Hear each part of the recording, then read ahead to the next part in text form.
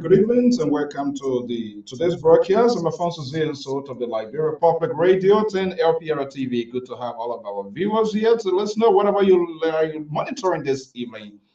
We say good morning, we say good evening, and good afternoon. It was a hectic weekend, but good to be back here, and we are taking you to neighboring La Côte d'Ivoire.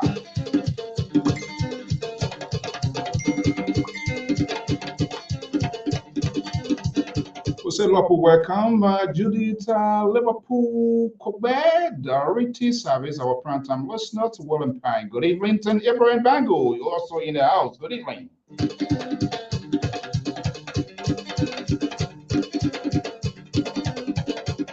And six black man, and not forgetting Melvin Butler. He's our prime time living at Charming Kind, Toms, and Saturday. Tell all of you guys, good evening and welcome. Good morning. Depending on your location, visit the Lpr-Public Radio. Hit the share button if you can.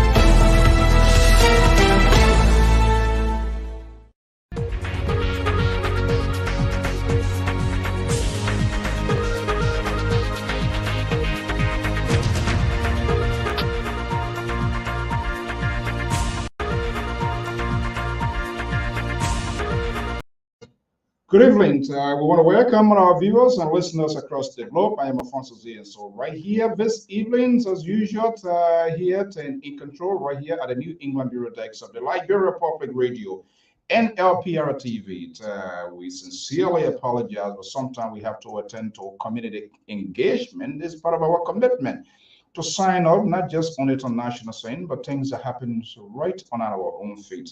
And this gone weekend, the Liberal Progressive was right here in the Ocean State of Rhode Island, attending his own native district convention. That's a Boston District Association in the Americas.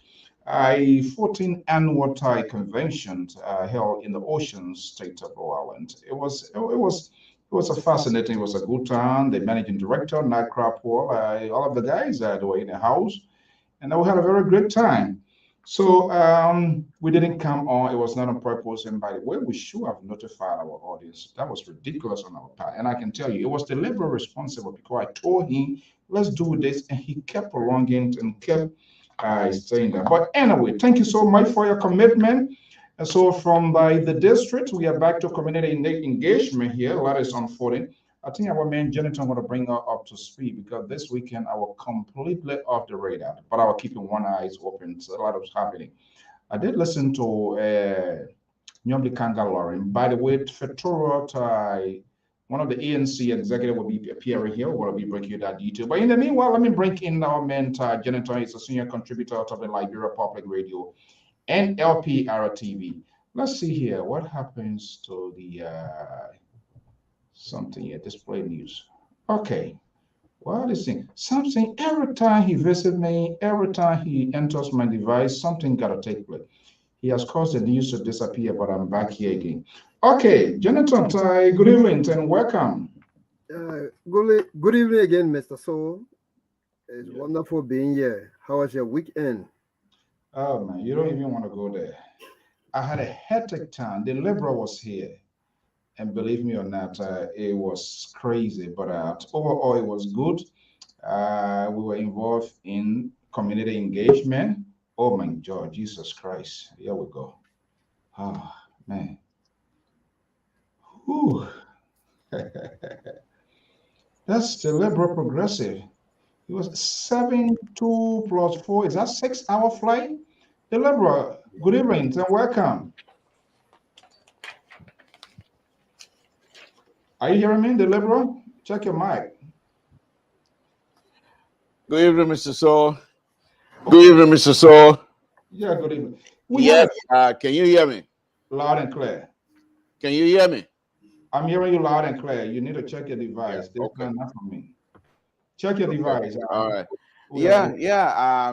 After all that time spending on the plane, I'm still here. I'm as strong as usual. I'm only 45 years old, so those kinds of stuff don't move me. Those of you that are older than me, those things don't move me at all. How are you? 45? Yes, I am 45. Oh. I was born when before Tubman became president, but I'm 45. He's not even sure where he's not sure. Okay, the liberal good evening. Thank you. Hopefully, the far right going to be here. Our man Sisit, he might be running late. He's a teacher and school, opening now. So there are a lot of things going. Of course, he has to do what he's supposed to do. Okay, I know, Jonathan, you are definitely involved in own county, district, or community engagement. We want to start on that front here. Maybe you'll be a little bit, but don't hesitate. But we had a very great convention, as we note. The development of our country is not just only in the hands of national government, it's also contingent upon each and every Liberian, whether you're from a village, you're from a town, you're from a city. What we do, it does have an impact. It does have a decision making to make our people to listen to us. But get me wrong, we also have corrupt people here. We fail to mention that. But we had a very great convention and it was exciting. The Liberal Progressive was here. He got a what? What time you went to the airport this morning, man? We got to the airport around about 4 a.m. 4 a.m. I set my alarm just not to get knocked off. This guy, he woke me at 2 o'clock because he's afraid he doesn't want to miss his flight. It's 2 o'clock when I woke up. And the funny thing, he bought something, and I was praying all night, janitor, so he could to forget. So I told him, let's put it in the fridge. We're gonna get it frozen so that custom this and that. But deep down in my heart, I was sincerely praying that when he forget all this, they track it down the airport, and then I get a phone call. By the time I wake up, I met a guy and I take it in where you not put it in your suitcase. I'm like, oh my goodness. So I said, let's go, it's getting late because my strategy was to hurry, get him up in the morning, will be in the Roy, then he will forget. That night the man went to bed too. He said he jam on time. When I wake up, he said, oh, man, my stuff already in the suitcase. I said, oh man, this guy. Well, anyway, it was great. Boston District. Jonathan can like he can also chip in, even though he doesn't have the detail of what's going on. But conversation. He's a smart guy. He can catch up. Let's capture some of stuff here. Let me just get your take here to the liberal. How was the weekend so far? You moderated the convention business section. Yes, I yes, I did. I thought it was very interesting in that the business section was well attended, and people who contributed to the discussion was very fruitful, to be honest with you. But what I take out of this whole convention, and I'm glad that I spent all that money to go over there, it doesn't matter. But I think these young people are on a good track. Something that I'm very proud of you as well, because you pretty much, when you came in as president, this association was dead. And knowing the way you're so feisty, Donald Trump like, you started whooping everybody up to get this thing going. It's very important and stuff. And why are you always comparing with Donald Trump? Well, because and after you brought this association to the level of envious of many the district organization here in the diaspora, people started talking about Boston district. It was through your effort. Boston Radio started. You and Nathaniel Craig, Boston Radio started through your effort. You have 513. I mean, you did everything. Once these people find out that, oh, we have a beautiful thing here, they decided to backstab you. And I don't mind saying, I'm like, cool, my mother, mama. What do you do to me? Nothing. And they decided to backstab you right before me, right before my own eyes. And some of the people, and I'm sorry to say, but they decided to go gutter. They decided to bring in issues that you were not even born when these issues happened. You have no clue where they were. some of the messenger who used to go get people, you don't even know who they are, who they were. But they on a very serious note, they did that. And the entire process that you and so many young Brazilian like Eric, the young man in over there in Massachusetts area, Mosaic Eric, Mr. Hanson White, all of those things, people, Nathaniel, all of you people, you put Mr. The young man over in Iowa. You establish chapters all over the place, and you have people working. But they decided, because it was such a sweet organization now, they want to try and do something, but God can sleep. So when the confusion, they thought they were resolving issue, they ignited a serious confusion, and it went on for almost 3 years. Nothing was happening. And eventually they saw reason. The young people, now the old people, the old people, you know the kind of hat they were wearing? They had the army people used to wear in 1940 something. That red hat that they were wearing when they come to a convention. So you would know that they were serious for business. But the issue was the young people said, look, if we want this organization to go forward, we have to come together. And of course, you also were involved. The current president was involved, and I'm very amazed the way. And I'll do a show on the president. The way the current president, who and I never usually got along, but we're good now because I support every initiative that he has taken on. But the thing was, he didn't sit down Mr. J.J. Poor was everywhere whenever the people call for settlement on this issue. He's always there. And as a result, the settlement happened, and Boston District started all over, and they decided to give the mantle to Mr. J.J. Dennis, who within the last, I don't know how many years, but have done so much for this association. That Bazolian people who a few years ago who couldn't see eye to eye were able to raise close to $30,000 over the weekend for this association. And Mr. Dennis, through his leadership, people trusted his leadership, and he finished building one high school. He's now getting ready to start another high school. And so I support everything that he's doing. I support everything that he's doing.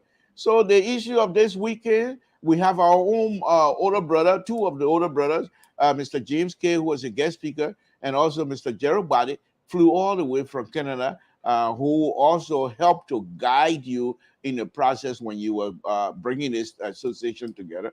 He was there over the weekend with his wife, beautiful wife, and I thought that was very, very well. It was like a family reunion. And I truly enjoyed it. There was no, except for you throwing me here and there, threatening to kick me out of the convention and everything else. Everything went well. Everything went well. I really appreciate the Boston, and especially the Boston women. They cooked the cow hair. You remember that? And the cow hair was. It was like we were not. It's like you're not even in America. Like you are in the village.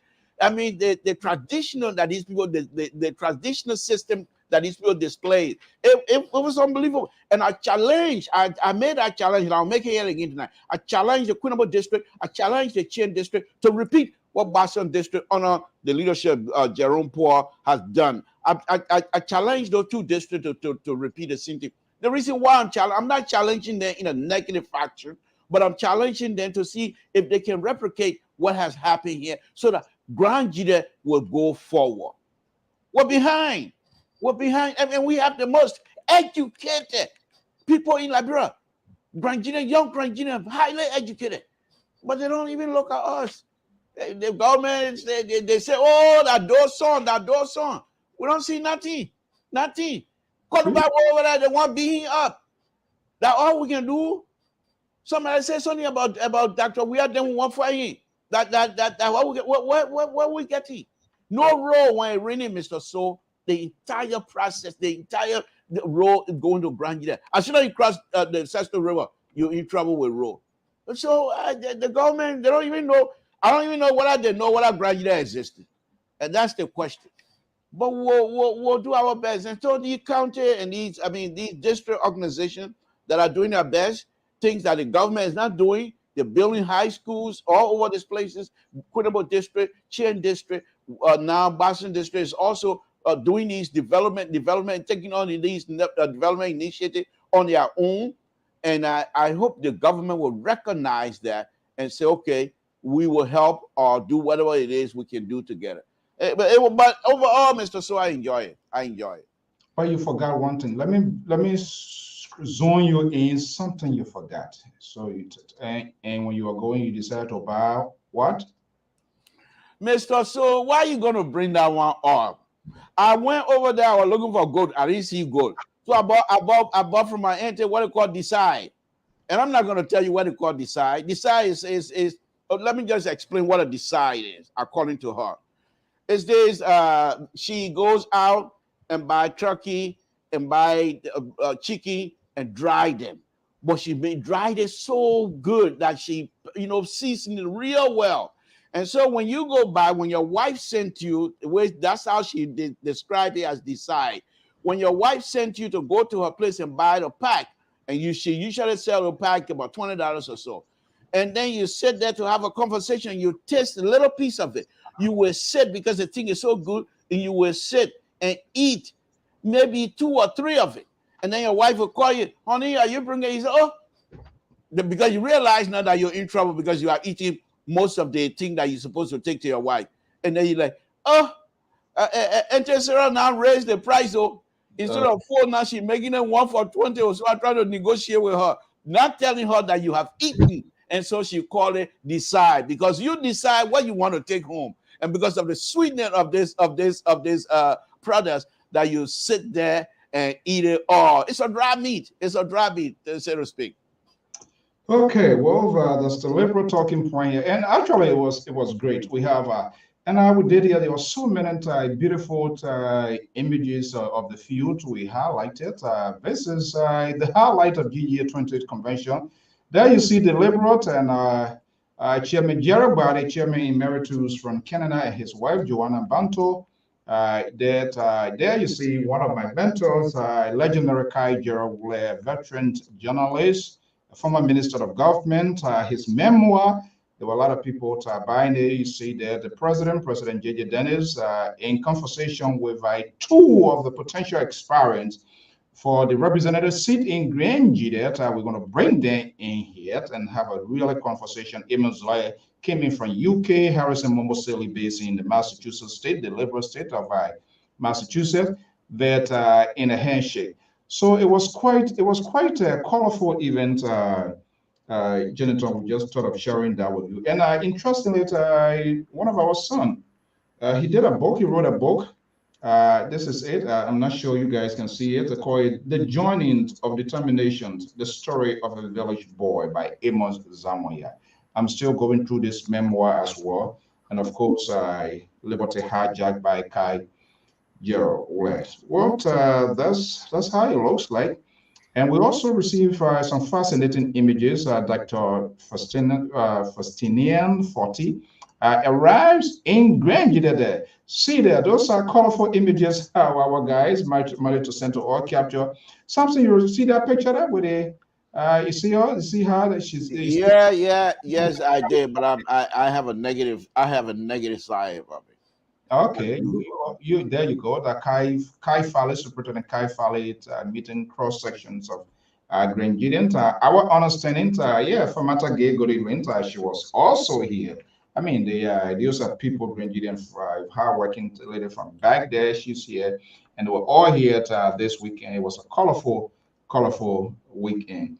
Liberal gave it live volume. The Liberal will never even listen. So here, Liberal, your friend, senior brother Thomas say give it a live volume. Okay, so I'm sorry. What do you mean? Why you say senior brother to who? To you?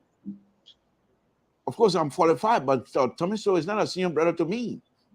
So when I say senior brother, what's your bone of contention? Tommy So is a senior brother to you. He's not a senior brother to me. I am the senior of all senior brother. I'm only 45.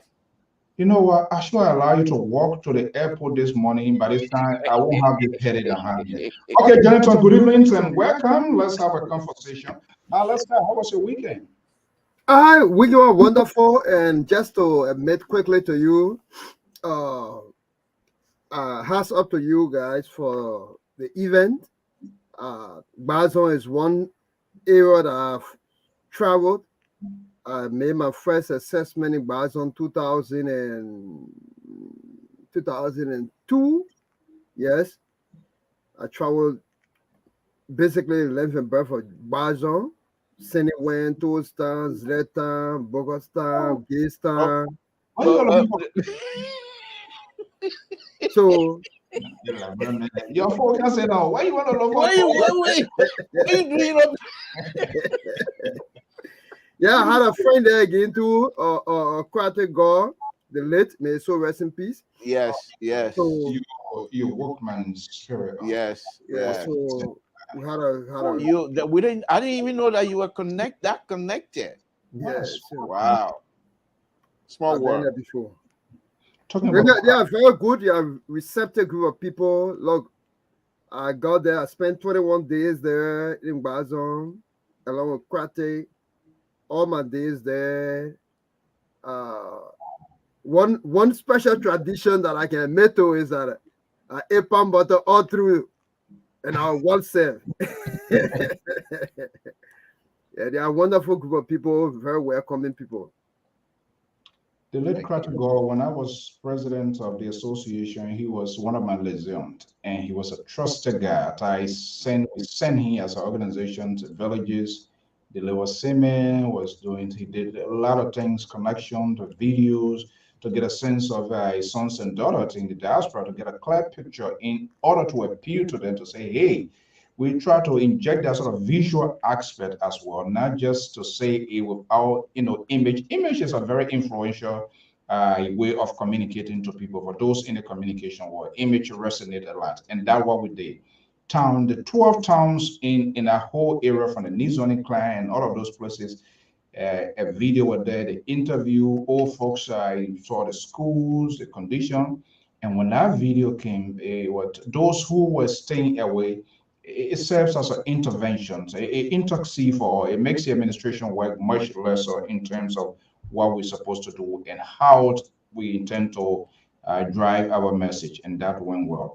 Kratigor, he died, his son, with the station manager not taking care of him, but he was one of the funniest, reliable person, staying here, sending thousands of dollars, and he was doing as instructed with, things that he used to do. I never knew. So, you see, I wanted to bring this whole conversation. The mayor telling me, "Oh, I don't say this." Now I would have had an idea that you ate palm butter and everything. Well, okay. All right, guys, let's get in the fries here. So you've been monitoring. So one little bit backslide. I was so much to try to be nice to this guy, but right now that night playing nest is over. He won now, so the friendship is going to be as dicey as it can. But I saw a little portion of Nyomli Kangat press conference. But beyond that, I'm not sure. And I hope this is not true. Based on what we are hearing, the potential decisions of GOL. But when you look at the talking point, the attack door as well, thing that is happening now, you say, wait a minute, why is this going the way it's going? Let's play this. He came out. We are hearing more is to come. What prompted this decision? Is it a sanction? And is it the repercussions of the sanctions as a result of the dismissal or suspension and dismissal, the suspensions of Minister Nathaniel Mangi? Let's listen to this.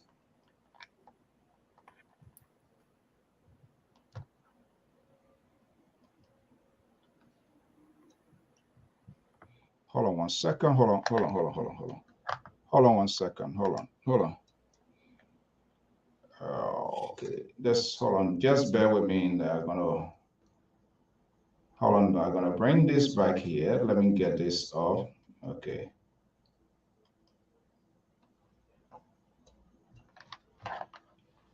Where wrong with the label and the volume here? The volume is not there, right? No. Okay, try to get this. Something is not right here. Hold on one second. Hold on. We're gonna just bear with me here a little bit, and we're gonna. I suppose, and I know. I think where the. Why I say. All right. I'm going to let me fix it up. I will fix it up and come to it. But that was Eugene Fagon during the week, last week, precisely explaining his own ordeal, why he went through with CDC. Is it because Nathaniel Magee was his last and final hope? Because there's a close ties with he and Magee, no question about that. And all of a sudden, we saw the ball drop. We are hearing potentially to lift that suspension. I don't know how that going to be done and what going to be the precaution. We don't know yet. That yet to be established. But if GOL decided to go through that route, why is Fagon being so aggressive like this? I gotta fix the volume. I'm not sure what's going on here. Let me, Are you guys hearing me? Yes. Let me take that, and then of course the ANC legislature analysts will come and do the best. I know you'll put some serious content onto this. The context that he's gonna put on will be so much fruitful than what I'm about to do here. But that's what I do anyway. Mr. Soe, speculation here on my part, and I'm very good at that, and I will do so. I'm Blaku. Mr. Soe, what I suspect is happening And if what I'm speculating here, if it's something, if it has any truth whatsoever to it, then I think Minister McGill is a coward. If what I'm about to say here, what I suspect and what I'm speculating, if there's any truth to it, and I hope it's not, but I'm just saying here that if it is true, then perhaps Minister McGill I would consider that a cowardly act. Why am I saying this? Minister Falcon has been fired now, going to what, almost a year? Minister Falcon have all of these things within him. Nothing come out. Immediately, I would say, after Minister McGill now gets suspended, he has now, and we all know there's no secret about it, how close he is to Minister McGill.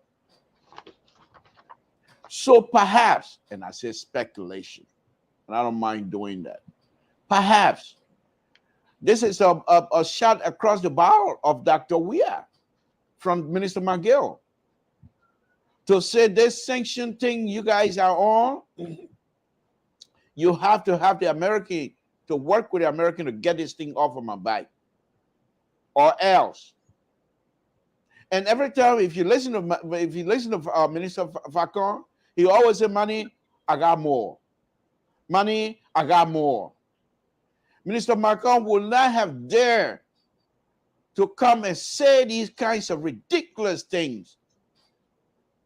If somebody fire you running a political campaign or campaigning for a political party, you're not forced. And there's nothing in that process that you must be given a specific job, because there's no contract that you sign. If I'm running a campaign, after this, I need X, Y, and Z. There's no contract. You run a campaign because you believe in the standard bearer. You believe in the person you're running the campaign for, I hope. And so you were here for months. The Concord-Contra divide, you decide to explode that, knowing full well that the soul has not healed completely yet among us. And you decided, Fagon, you decided to go to political cartel, how the people are trying to rip up the Contra people. And many of us, and I will put myself in that, decided to eat it up, decided to gravitate towards that, and you became a star. However, there's nothing in a CDC document that you, Fagon, can point to say there's a contract here that was signed between CDC and myself that I'm supposed to get X, Y, and Z when we take power. You did it because, first of all, you believe in CDC. Second, you believe in the standard bearer. And so you will do anything to make sure that he was elected. And after the election, they gave you the position, which is acceptable, understandable. The president has within him to fire and hire at will anytime he wants. But because now you didn't get anything, you're asking, you're saying, Mr. President, you want me to campaign for you? Pay me. That's good enough. That's understandable. You're putting a price on it because you value yourself. You value your services that you run into CDC. I agree. But now to come out to say you didn't shake my hand, was that part of the negotiation for your campaigning? Falcon, here, Mr. Soe, you know our connection with Falcon. We used to bring him on here on this network to have interview with him. Okay, so Falcon is not a stranger to many of us. But my point here is this: I truly believe, and I could be wrong, and I hope I'm wrong in this case, that Minister McGill has taken a shot across the bow of Dr. Weir to say, here we are. But I believe most likely, and I hope that I'm wrong, I said speculation, let me make that point, that perhaps he had unleashed McGill to warn, he has leashed Fagon to warn Dr. Weir to say, there are many here on this table. Fix it or else. And if that is true, if there's any little truth into that, then I will consider Minister McGill to be somebody who is coward.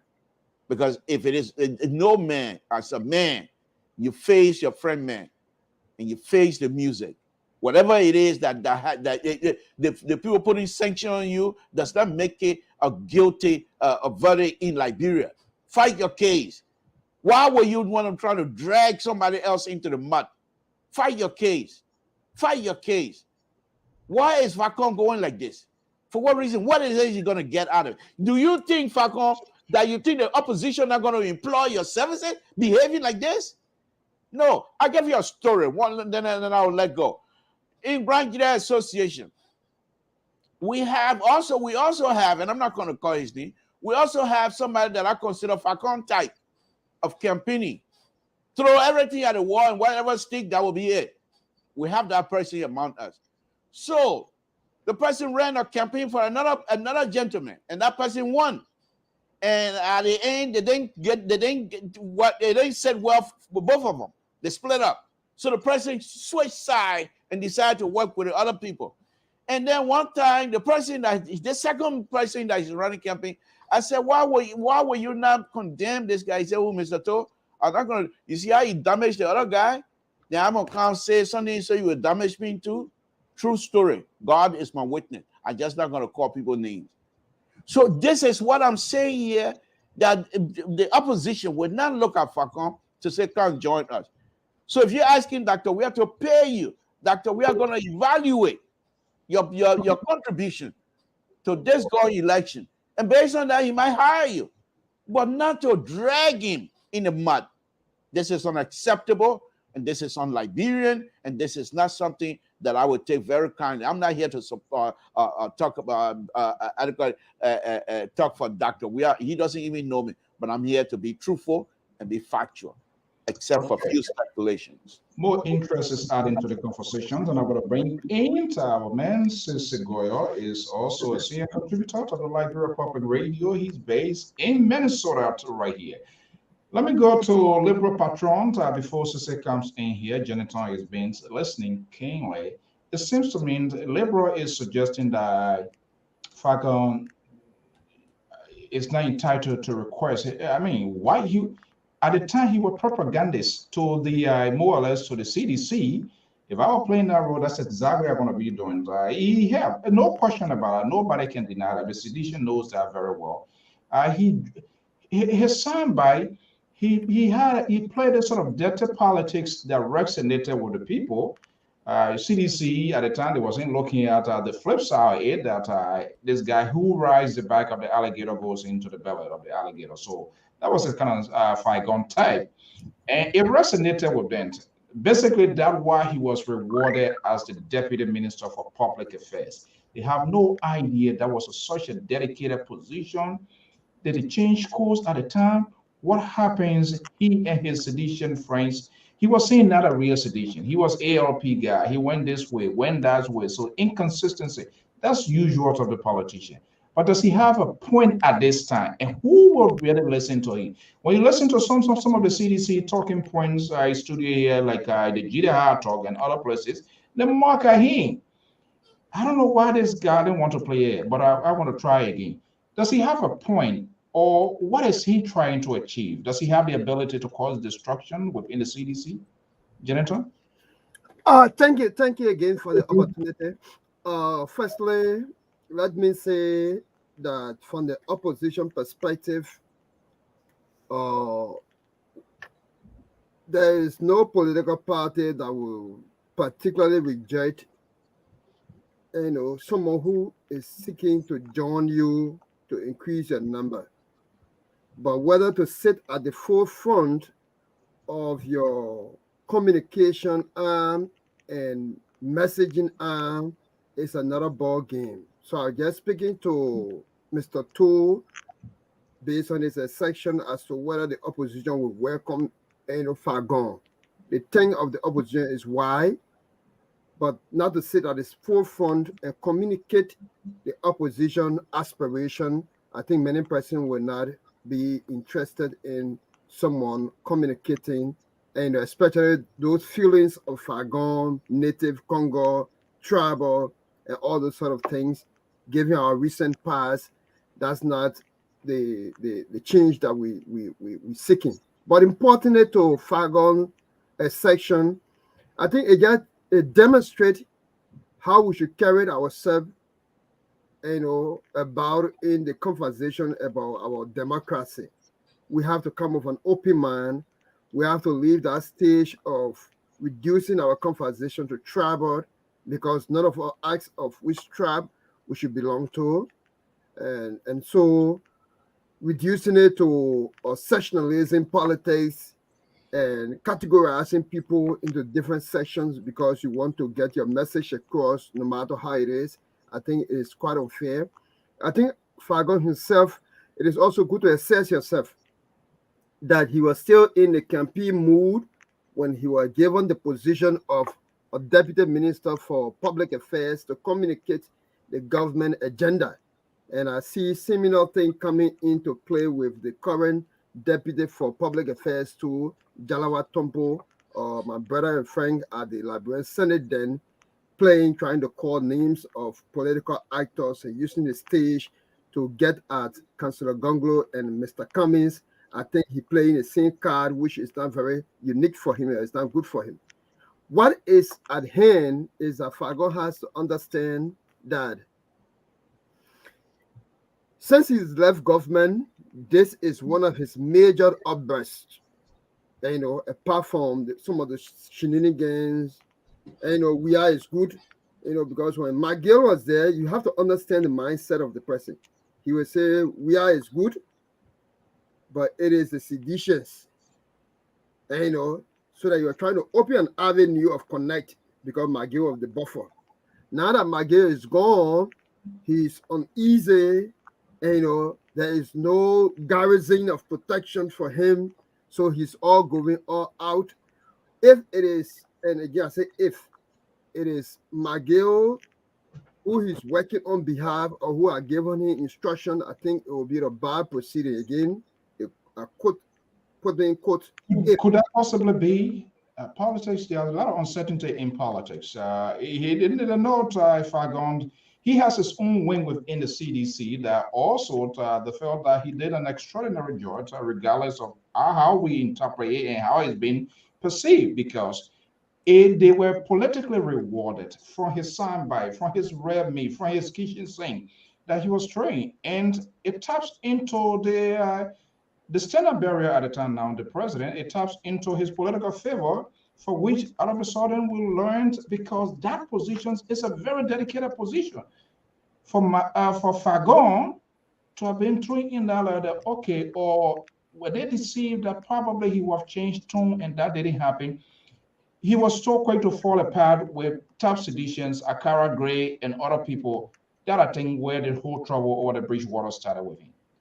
Yeah, like the 40 Abu account, you got to understand your terrain. You have to understand your transitioning point.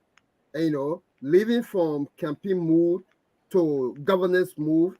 Fagon didn't understand. I think he fall out with Akara scheme about with Senator Edwin Snow, who is also a close friend to President Weah at the police station. So Fagon, and he has to understand that appointed position by the president is at the will and pleasure of the president. All you have to do is to execute in accordance. And when you are taken out, I mean that's it. But Fagon have never, he didn't balance himself in between there. So that there where the weight of the decision of President Weah comes in, and that's why Mr. Cummings has rated a full open communication to President Weah on 3 major counts, which is the count of the dismissal of the 3 individuals that have been sanctioned, the count of Solomon George or outburst in the presence of the president, where the president was laughing and cheering, and then the dismissal of the magistrates of the National Elections Commission are related to the new election laws. There where it comes. Okay, let me bring in Sissy. Let me break in Sissy here. Let me see if this guy able to play again. I'm not sure. Something to every time he comes on, there's a play. Let's see here. Let's see here. I'm not sure why it's okay. I will not campaign for you unless you pay me. I'm not stupid to use me and dump me for your business. House, I lost. Cars, I lost. Marriage, I lost. Business, everybody saw it, I lost. Bank account, I lost. I don't want to go further. My only reward was a stupid job and a smoking car. Tete and Ratty came to me by Mary Pro out of sympathy. Your people should not push me. I can swallow things, but when you aggravate me, I will come out. I will come out. And when I do, it will be disastrous. Tell them not to offend me. You looking at me, all right, we need you now. The mirror is open. Come back to the bureau. We need you. The people who are running us.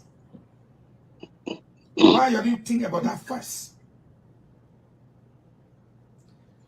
I'm telling you now, what I have put together, if I unleash it, it will be disastrous. Very disastrous. I've seen a lot. I've witnessed a lot. But I keep quiet. I keep quiet for many, many reasons. When popular uprising was about to be used to topple your government, the Ninizio and Ninichiaren that you got around you right now, they kept their mouth shut. In fact, they added more fuel to the fire. Who you had? Was it me? But all the talking I was doing, what did I get? Personally, what have I benefited from you? Okay. Susie, are you there? I'm here listening. I don't know the you need what thing? Okay. let me see here. These are real life. Am I audible enough? Yes. Yeah. These are real lifetime situations this guy is telling us. The marriage, business, the end result. I'm not sure when he got to realize that the job itself was not anything and all rotten smoke car and all of that. But interestingly, he did mention in one of his podcasts during the president's nationwide tour when he left Monrovia as a public affairs guy, which is very unusual that he was unable to get within the proximity of the president. He wasn't getting along with not the minister at the time. It was Lane Eugene Nambe when he was minister before saying, and we know Lane Eugene Nambe's role during the campaign with George Weah. So, you as an educator, you talk to students, you know, psychiatrist, but my guess here, some emotions and a lot of feelings, some sort of outburst is playing in here. Is it that his hope dashed away? Is there's no way that he can be reconsidered, come in, and he has no other alternative? I gotta let it out. It has reached the red line. It has to spill out. Once the cup overflows, nothing can seal it up. If you listen to Eugene Fagon here saying what he's saying, is it still marketable to any political institution that anybody can call him to say, hey, let's do this? Who is he doing this for? So I think the analysis of Eugene Fagon's tape, I've watched this tape about 7 times now. And for me as a scholar, there was something I was trying to learn from it. there are a few things at play here. Number one, I really think Fagon needs therapy. Like everybody else, whoever goes through a stressful situation, he listed all of his stressors, right? He lost his business, he lost his marriage, he lost his family. None of us on this platform would take for granted how much stress that brings to you. And so we have to take that into account when we are analyzing where Fagon comes from. But I think there are a few things that we're ignoring here when we analyze the Fagon tip. Number one, the position. People keep saying, why is it now that he's saying this and when he did everything he had to do? If you realize the position that Fagon occupied traditionally at the Ministry of Information has been the bulldog for the government. If you look at the most recent past, people who occupy their seat, it's almost like what people were to Donald Trump when they were his presidential press secretary, right? You have to sometimes do this mental gymnastic and moral gymnastics, and sometimes against what you stand for. But his role was to propagate and to fight for the government. And when he saw, or when the government saw a threat to them, they unleashed him. Good, bad, or indifferent, that was the role, right? Now Fagon is trying to separate the role from the man. And when you listen to Fagon, he talks about the man, and he talks about his personal sacrifices. He talks about what he endured, right? When he could not even have access to the president, yet he's supposed to be the mouthpiece of the president. And when when the entire government at the time, to Jonathan's point, the entire government at the time had not transitioned from electioneering politics to administration. And so there were a lot of them that were stuck in their campaign mode, including Fagon, including the very people who held him liable to send him to jail. Even I still don't believe that the likes of Akaras Gray have gotten out of campaign mode into administration. And so I think there are a few things working there. And then when you start to look at what he starts to talk about at the end, Fagon is talking about, now I can no longer be a volunteer. I will work on a campaign, but as a consultant. And in most serious campaigns, large-scale campaigns, there are those who volunteers and there are those who are consultants. There are paid consultants and there are people sometimes stipend volunteers and other people who just do it for free.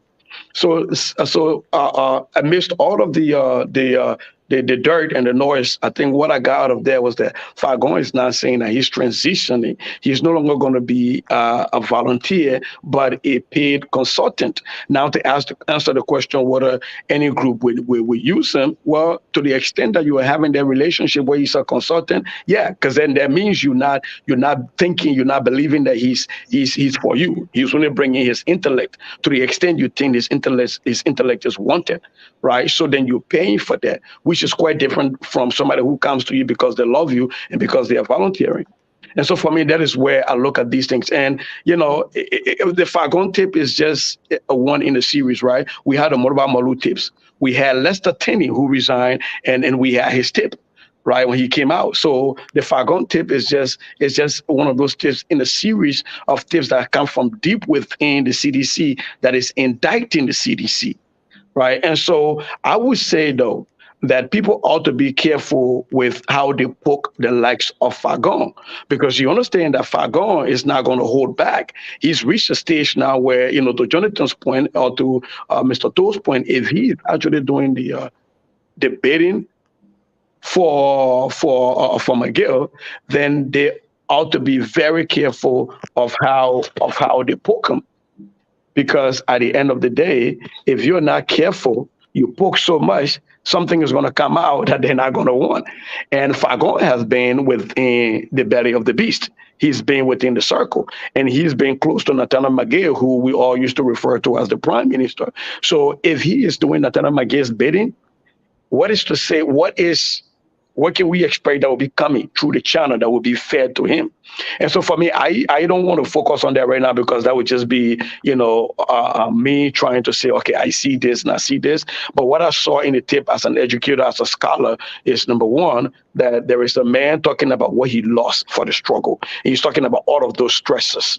And then he's talking about, well, now going forward, I'm going to transition into being a consultant, a paid consultant, and no longer a political volunteer. So what Fagon is telling us now is that he is no longer willing to hold on to a political ideology, and he is now available for the highest bidder.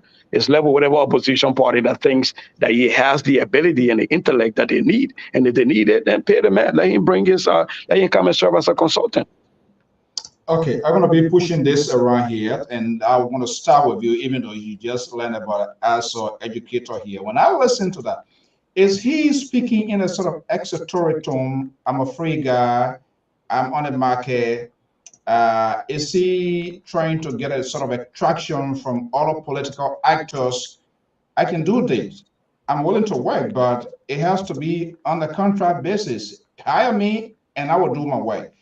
Is he also creating a political intimidation to the ruling establishment?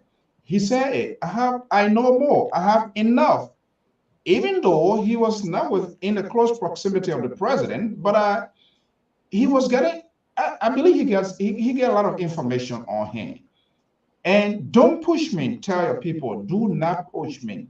That's a warning sign. It's like a guy keeping his finger on that side, the trigger, and like, you know what, put your hands up or I'll shoot you in your head. Is he sending this message not just only to CDC, to other political actors to say, hey, you can do business with me. I either speak it for you directly, publicly, or I can pass these data tools to you and it can be to your political dividend. Is that a language that he's speaking and people not understanding it as well? I think this video was a CV, so to speak. Fagon put a CV out there and telling people, it's almost like you're on Indeed, right? And you just put out your CV. And so I think Fagon he just put us his CV out there and trying to get all of the political actors right now to see who wants it, who's going to bite. Because if you listen, he talked about what he did. He gave himself credit for getting rid of the likes of for fighting and winning the likes of Costa, for fighting and beating the likes of Eugene Nangbe, who was Secretary General for the Unity Party. He talks about that. And so he put out his CV to say, here is what I have been able to do. And then he transitions into when he defended the government. And then to give you a little bit of red meat, he goes on to talk about all of the nepotism that is in the government. And then he tells you, it's almost like you're watching this show and you're waiting for the end. And then they come by and say, right after this commercial, we'll be right back. And now if you got to go to the restroom, you're sitting there waiting because you don't want to miss the end. And I think Fagon, to his credit, is what he's done. He has made all of us to sit and wait for this commercial to be over because he said he got more to come. But I think he did that in the hopes that political parties out there, because he knows he's not going to go back to the CDC. He knows that. Hold on, I have to interrupt. Are you saying, and Jeniton and the Liberal are going to tap in, is he convinced that his door to CDC is closed, his relationship with CDC is terminated completely? Can you rule that out? Absolutely. Look, knowing what we know about, CDC has smart people.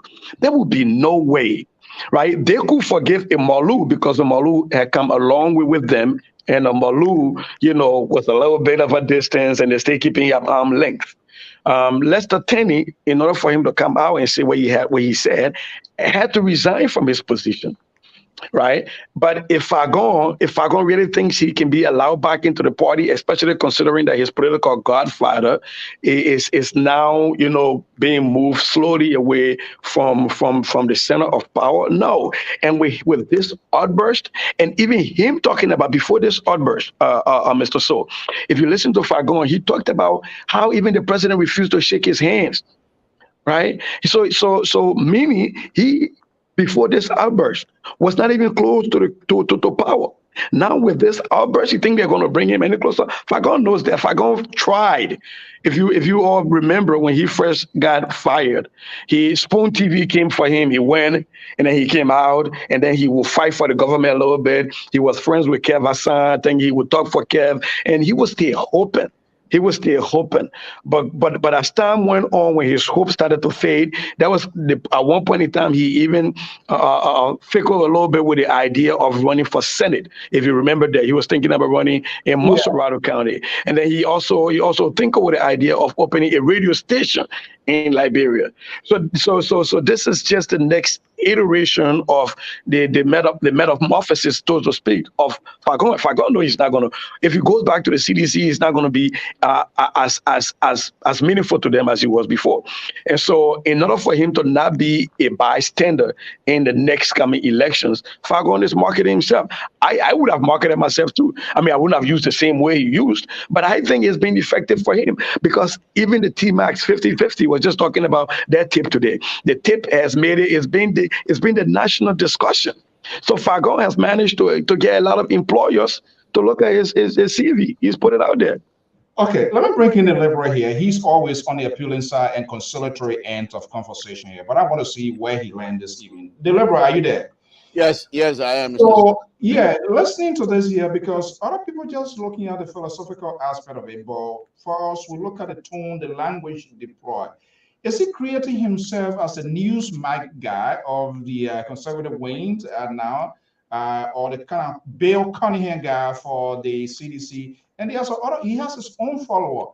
Does he have the wing and cause damage to CDC if there's no political compromise to say, okay, you know what?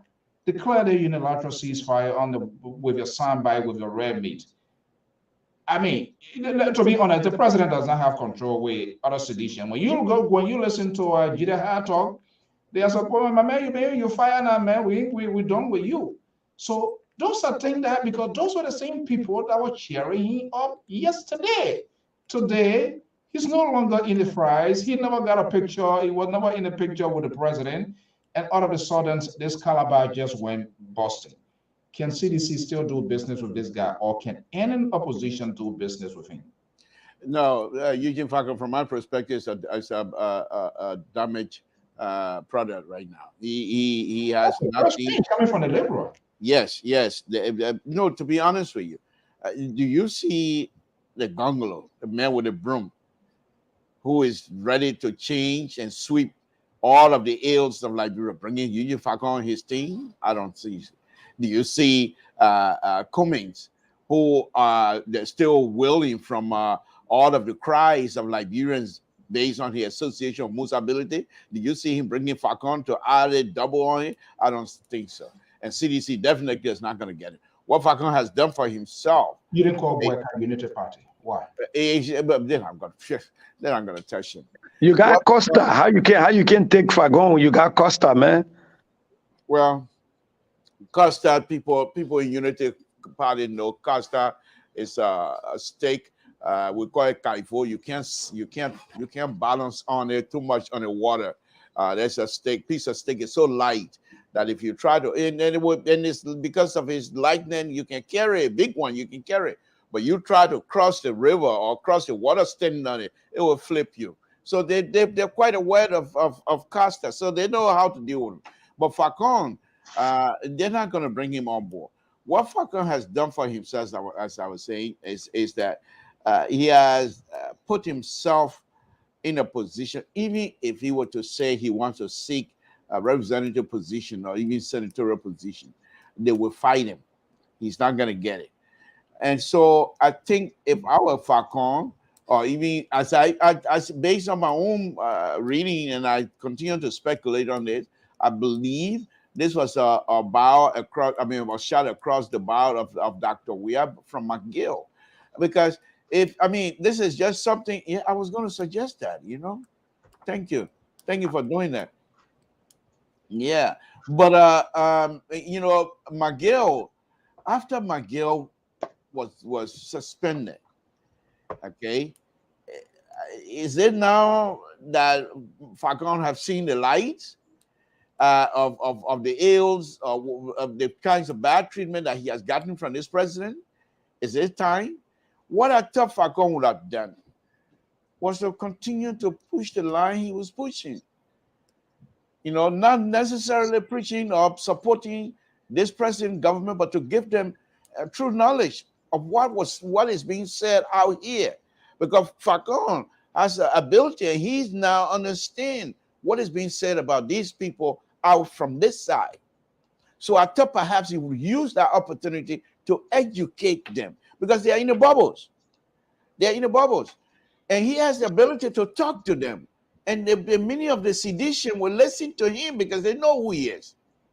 But to come out and call all that kinds of bazakos, then it's something that people take, and that's why most of the people the people that are making fun of him, they're playing with something that the probably don't even understand. The same way they're taking the sanction business as a joke. This sedition, you will see what will happen to them. You will see what will happen to them. Not only will they not be successful in this term around to have Dr. Weah to go second term, not that Dr. Weah is not capable, but because of their inept behavior, because of their cruel behavior. They think what is amazing to me is this: the behavior of the seditions themselves does not match with the behavior and the ability of the president. They are here. Wait a minute. What I mean by this, let me just give you an example. In the heydays of CDC, you got sedition going in Monrovia. I was there. You got sedition going from office to office, asking who were supporters of Unity Party and why they're still here. Even if a sedition is not able to operate or able to function in that position, they want sedition in there anyway. That's the kind of mindset they have. They're forgetting to know that Liberia is not CDC. Even if I don't like the CDC government, if I'm qualified to do a job, I must be given the opportunity to be able to help my country. They don't understand that. The president does, but he's a politician, and from time to time he will let people, McGill and the rest of people, to bring in false prophecies to him. For example, the problem they're having right now with the Ralphie International Airport director, or whatever they call it. Look at the kind of mess he's making of himself. I'm not questioning his qualification, because I'm not in that area to be able to assess people's qualification. That's not what I do. I'm an engineer. But look at the kind of mess that he has made. At one time, he said publicly that the CV, the brigadier. Liberal, I have to interrupt here. What I find very difficult of all way you analysis, are you saying all of these things done is in isolation with the president? The president is not aware of what's going on? Mr. So, I'm entitled to my opinion. Okay. Whether you like it or not, I mean, like I said, I'm cool, man. Don't come ask me the journalistic question here, hoping that I will try to succumb to your conservative way of questioning me. I'm not here to play that. I'm not here to make friends. So don't come here. You and the both people, yeah, you can tell your thing like that. But when you come to me, don't bring your both business to me. I beg you. Let me do my analysis the way I know it. But no, on a very serious, Mr. So, I'm just saying to you, okay? So these kinds of things, they're not really good for all of us, because we see these things. Look at how troubled Liberians are right now with Falcon tape. Now, Falcon tape right now is also being seen by international community.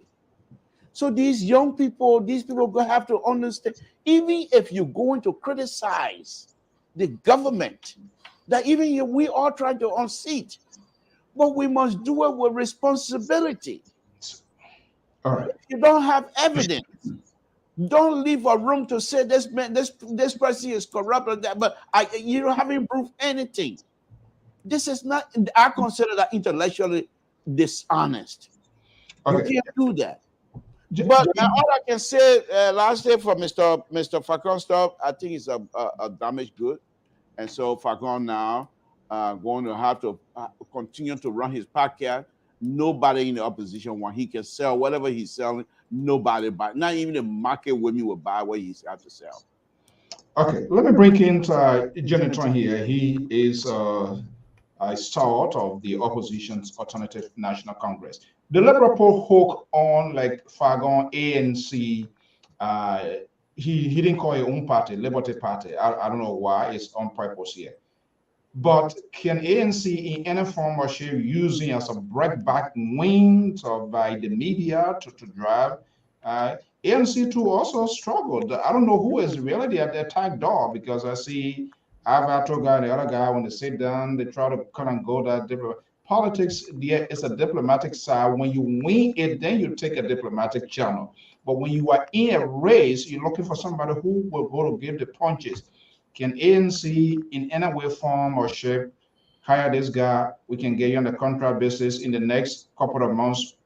Give us the tools that you have, and we will put it or do it. Can ANC do that? Is it still useful? Like I said, and I iterated initially, the Alternative National Congress, like many other political parties, value every vote, and every one vote counts in the process. But the drivers of the ANC messages have to be in a unique way of positioning the messaging or the messages so that the general public can grapple with it, not just enticing the general public, but it has to be factual. It has to set an example. It has to set the tone for the governing process, and we cannot just be ballistic, especially when we have absolutely no facts associated with maligning people's character, assassinating of people's character just to get vote. I think it is just unprecedented, and it is not something to be encouraged. I also want to state here that the late Emmanuel Buya would say that the presidency or the person who occupies the presidency has many years. It is true that the president has many years, but those years that the person who occupies that position has must be guarded by maturity, by those who surround him, their maturity, their honesty to provide the accurate information. Mr. ANC legislature analyst, please spare all your highly educated suggestion. I mean, you're speaking about, like you said, they got many years. McGill is the many years. Please give us the reality. I'm coming to a point, Mr. Yeah, I understand that, but you're taking us somewhere as though we. We're speaking about Liberia. Yeah, we are speaking. I call Emmanuel Buya. Emmanuel Buya is the late information minister. He used to come with a lot of educative tools for us young people and people who have just entered government, people who will even enter government, the way to conduct yourself. Okay. And so the president has a lot of years, but it depends who you employ around you that can bring the credible information. Take, for instance, when President Weah is passing by the CDC headquarters 2018, according to a friend of mine, he would say, well, why the party headquarters is so packed? Meanwhile, people were carrying our CVs to the CDC headquarters. Magel and Malu were taking the CV and trading it from catch and only employing those people who the best felt were in their interest. So in between there was lack of information because he's surrounded with people who are not truthful and not sincere. So Eugene Fagon was just one of those persons who felt that he would have attacked the opposition with the same mood of the campaign and continue with that same mood in the governing process. You know, speaking from Cece's point, as being humor, I understand the frustration, you know, losing all of those things that he had, relationship, cars, I mean, putting all their energy, but at the same time, we should do these things with tact and wisdom, with a future ahead of us. And so, what I see Eugene Fagon currently going through is a trauma. It's a trauma that he's currently going through because at one point he wanted to contest in bombing, but bombing not looking too good. He was doing Mesurado, and then you open radio station, and then so he's trying to balance. As a liberal, I just like the way you're educated people, the way you can treat us. You're talking about Eugene Fagon, who, because they didn't get trauma, you got people who father and mother was killed in Liberia, and they go through the same street, passed by people who committed those murder. You're talking about trauma because you have to stop this thing. You have too much book. I'm talking about trauma because they Mr. Toe. Yeah. My issue here is not evaluating the degree of trauma as to whether it should be counted as legitimate or illegitimate or as rascal, but he's frustrated because he felt that to damage people's reputation is to benefit out of the process. And I liken a situation to Obey, who publicly said on platform that yes, I cooked this story, I prepared this story to damage Cummings' reputation in favor of Weah with the hope that I would get something. And when he couldn't get something, he came out and busted up that indeed he was trying to assassinate poor character. All I'm saying to close up, for many of us who have not had those kind of portfolio, it is not a good example. We shouldn't go that route of damaging people's reputation or maligning people's character just to be famous and using divide and rule as a means of building our CV and seeing ourselves as a permanent, advocate, intellectual in the political cycle. I think Eugene Fagon took a wrong route, and detouring is a kind of difficult thing for him. But most likely, I'm of the belief that Eugene Fagon still wants to go to CDC, and the day President Weah plays call to him, it will look like one of our friends that President Weah called, and the whole world got to know that President Weah had called that friend. It was a bombshell, I think, no money call it. I think that's what Eugene Fagon is waiting for. Okay. So, Mr. Soe, one minute. Let me ask my brother Jonathan a very critical question here. We've seen a lot of paid character assassins around. Is the ANC telling us that the weapons used by Eugene Fagon is worse than any other political assassin that you got right now that's been going about after Joseph Boakai and saying that he got battery in his heart and he would die and the old man is sleeping? Is Eugene Fagon's weapon any more distasteful than your own ANC hired political assassins? So are you telling me now that you guys are going to go back in-house and try to fire some other political assassins? Firstly, let me state that you have not been very specific to any point. I have witnessed on Tima's show, and I'm very clear about that. I don't need to borrow anything in my political sojourn. I've witnessed on Tima's show when Ambassador Boakai, who I have so much respect for, admitted that he has pacemaker. That is not my making. And it is just a health condition. That I don't think you got a point. The point is not to discuss the science. Mm-hmm. I'm not discussing the science. I'm discussing the vile way it is discussed. There have been people who have written, and you can't tell me you haven't seen those on Facebook from the ANC chat room, and really people that are highly respected ANC circles that come after Boakai, not about discussing the science, but about talking about it in the vile way. And I'm saying, is that any much better than what Fagon deployed? And are you willing to tell us that as one of those heavy hitters in the ANC, that the ANC is not going to hire the likes of Fagon to spew the kind of vile languages and things that he spewed during the election when elections are going on? I'm just trying to get you on the record, Chief. Yeah, and to be very clear and simple with you, I have not seen one of that nature. If I see one, I will surely condemn it. I will follow you plenty. I will follow you plenty to Nechi. I will send plenty to you to Nechi. Yeah, I've sat on the platform when an assertion was made that Ambassador Boakai is old, he might not live long, and I refute that. If that would be the trump card which Mr. Cummings will accept to be vice standard bearer, and I would take a back by that because no one has the destiny as in lifespan of anybody. So I will not go that way. There are too many things to talk about. Too many things. In fact, we are. Thank you. As we speak right now, the magistrate that will be dismissed by the election, by the amendment of the new election law is quite key than even the Fagon situation, to be honest with you. So I think too many things, except we get lost as to how to handle the things, then we become characterizing individuals and veer away from the core issue.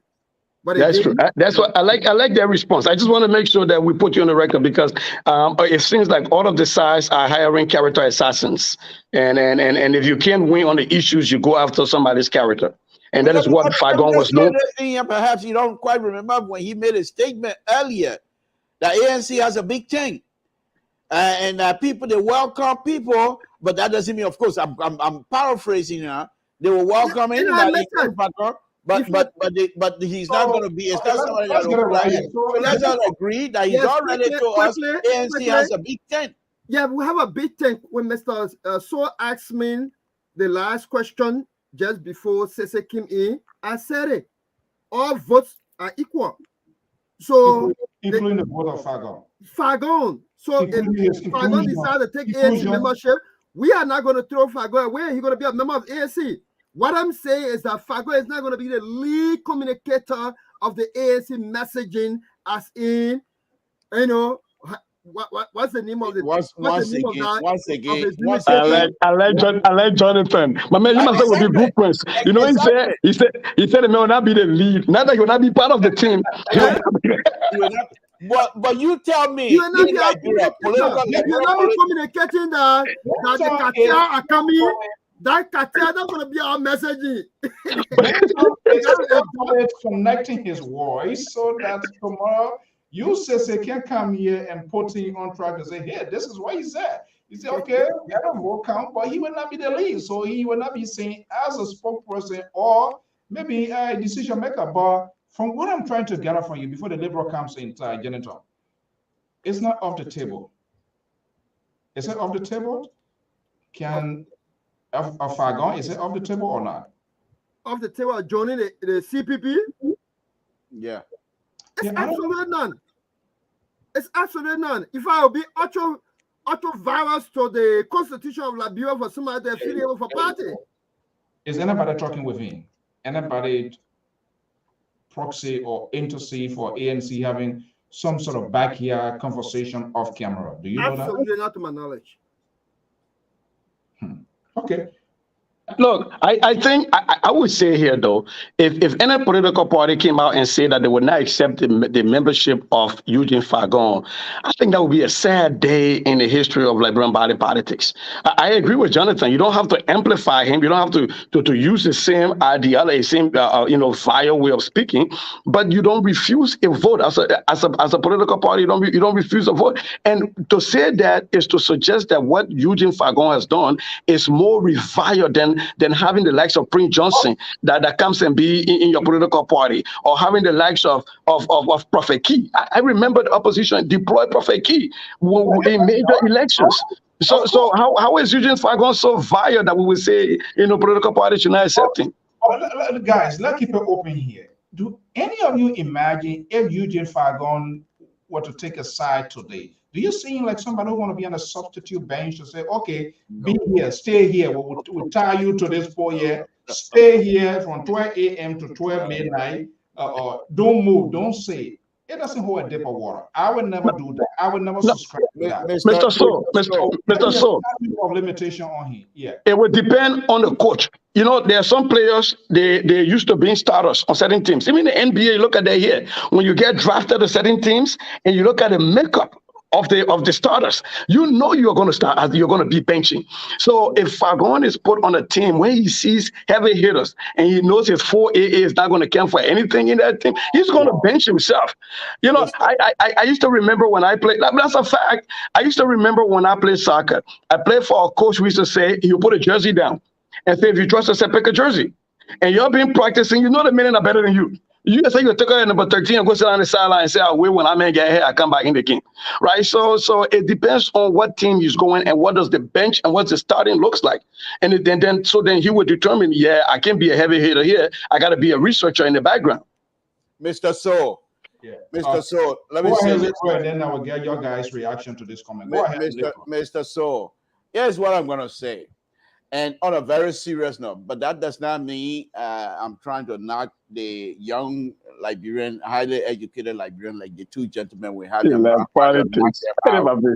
But here is the deal here. On my show, many times and many years now, I've been saying to the Liberian people that these young Liberians, not only are they educated, but they are sophisticated. And if these people are not, their energy is not earning positively, we will have serious problems. You heard the two gentlemen tonight. The issue is not about Falcon joining them. It's not the issue. However, Falcon can join, according to an ANC legislature analyst. According to him, Falcon can join, but Falcon will not be at the head of it. Yeah, let me speak your Liberian English. The man can score goal. Then you were having on your team, on your physique team, and the people beating you. Then you say, "Oh, the man will sit on the bench." That the one you want us to believe? No, Mr. Soe. On a very serious note, and I'm not trying to compare these two gentlemen here to that of child stealer, but this is very serious. When I speak about the educated young Liberian being sophisticated, there's a video that's going on social media right now during the war. About 10-15 minutes of child stealers explaining, asking the American that if he's successful, what are some of the things he's going to do to promote the interest of the United States. If you listen to that and now look back to what child stealer brought us, you will know that being educated does not mean just because you can read and write. It's how you process and how you implement what you have learned to effect what you want and how to convince people. And this is what these young Liberian, highly educated Liberians possess nowadays. They are very good. There's a gentleman here that always follow us. I think his name is Dualo. He falls in that category. Highly educated. And he will come and explain to you. And if you're not careful, you're gone. And that's the sophistication side of these people. But what I'm saying to them is that there are some of us who stay around, we're watching your. We don't even know where you belong in this. But Liberty Party, you tell the men, and your girl, and how to call it, Musa Belete, just take Fagon, you're into here. You see that now? Mr. Soe, Liberty Party USA, and not Liberty Party, that Liberty Party, they have what I do, Liberty Party USA. Look, but on a very serious note, this whole issue about Falcon, let me say this again. If we know ourselves, Falcon, he's a Liberian. He has the right to associate himself with any political party he wants. I'm not disputing that. But Falcon now, not because of what he has done to Dr. Weah and his personal whatever it is. That's not what is the wrong thing he did? What I believe, this is what you don't do. What? You don't get people food and you say, "Oh, I just feed you," in public. This is not something we do. What are you talking about? When somebody comes to your house to eat from you, after that, then you to eat. When people start hearing, but nobody wants to eat up in the country. I don't know about this type. They don't care. This is not a parable network. This is why you and I always fortify. This is not a parable. Let me tell you this. You ain't saying my mom, my ain't saying your mom. I'm not here to please you. I'm not here to make friends. Okay, I understand. So then listen to me. If it's so ridiculous. No, listen. Always ridiculous. Listen.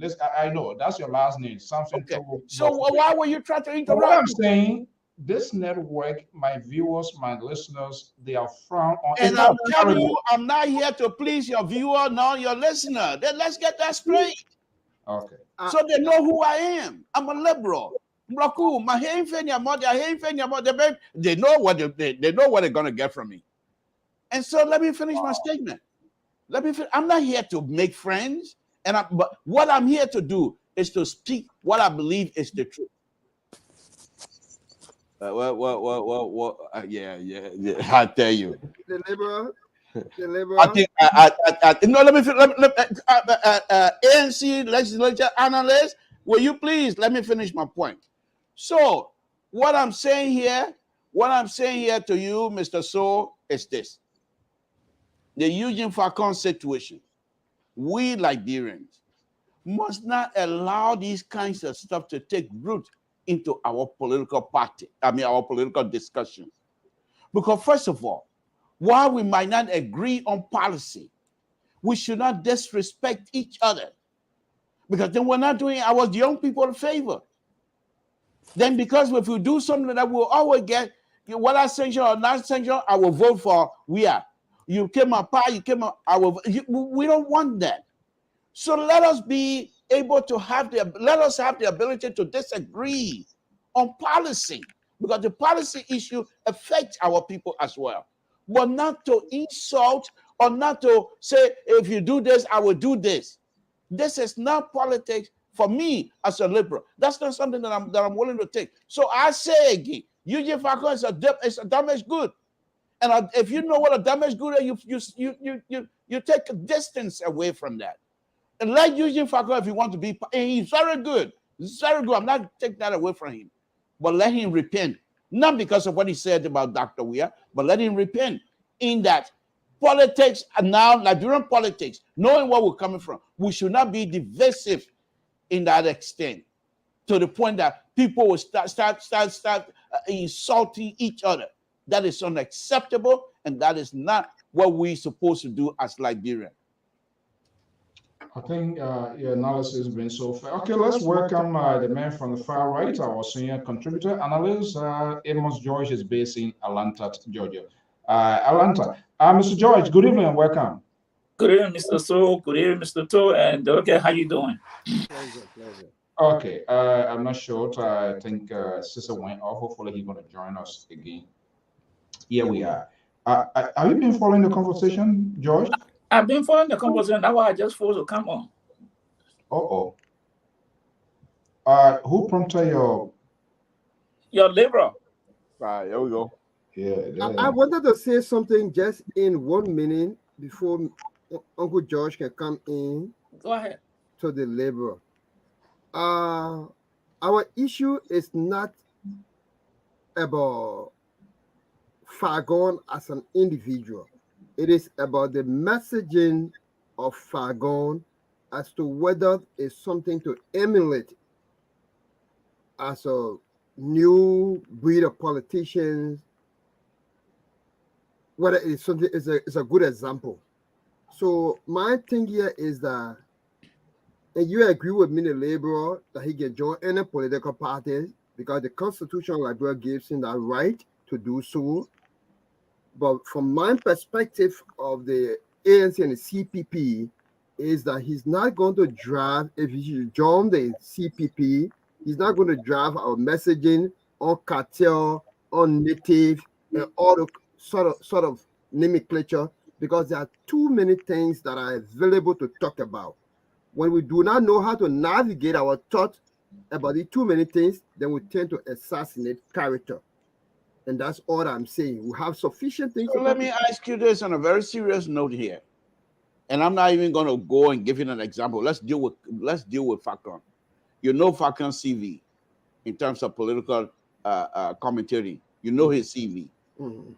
Are you going to employ him and educate him to pick up new way of being a commentator? So let's say, are you saying then when he joins you, you're going to try to do your best to refine his way of doing political commentating? Let's say, for example, we've spent almost about 1 hour 33 minutes here on Fagon. Reasonably, and we have been 3, so I understand distributing the time in between. Reasonably, it's too much energy we spend on Fagon as compared to the new election law, for instance.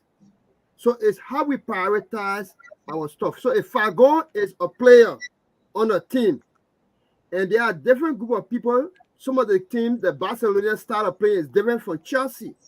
you should know that and Sese talk about adopting team posture.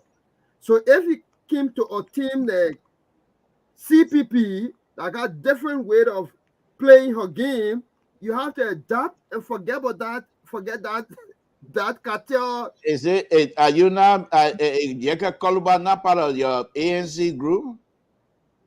Yeke had not been espousing on the CPP agenda.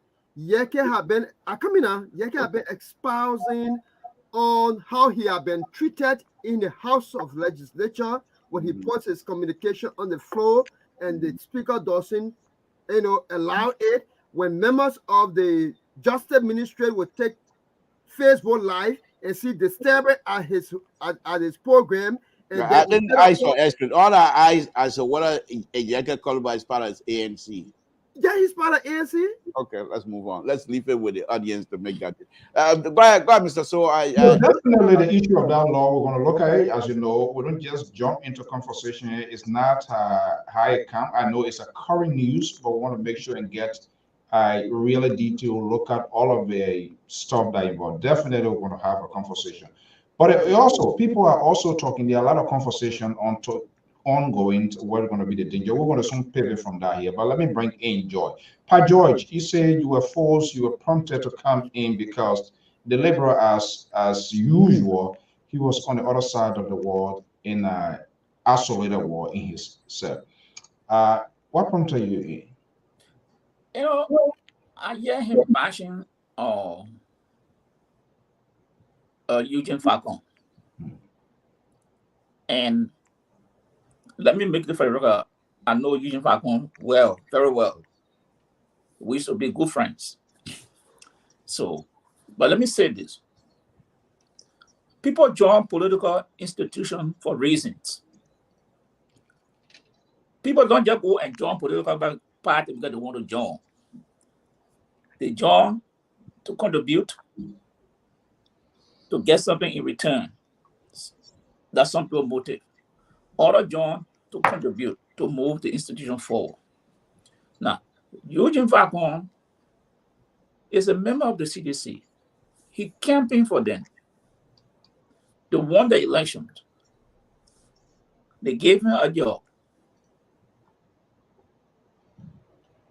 He defended that government up to his best of his ability.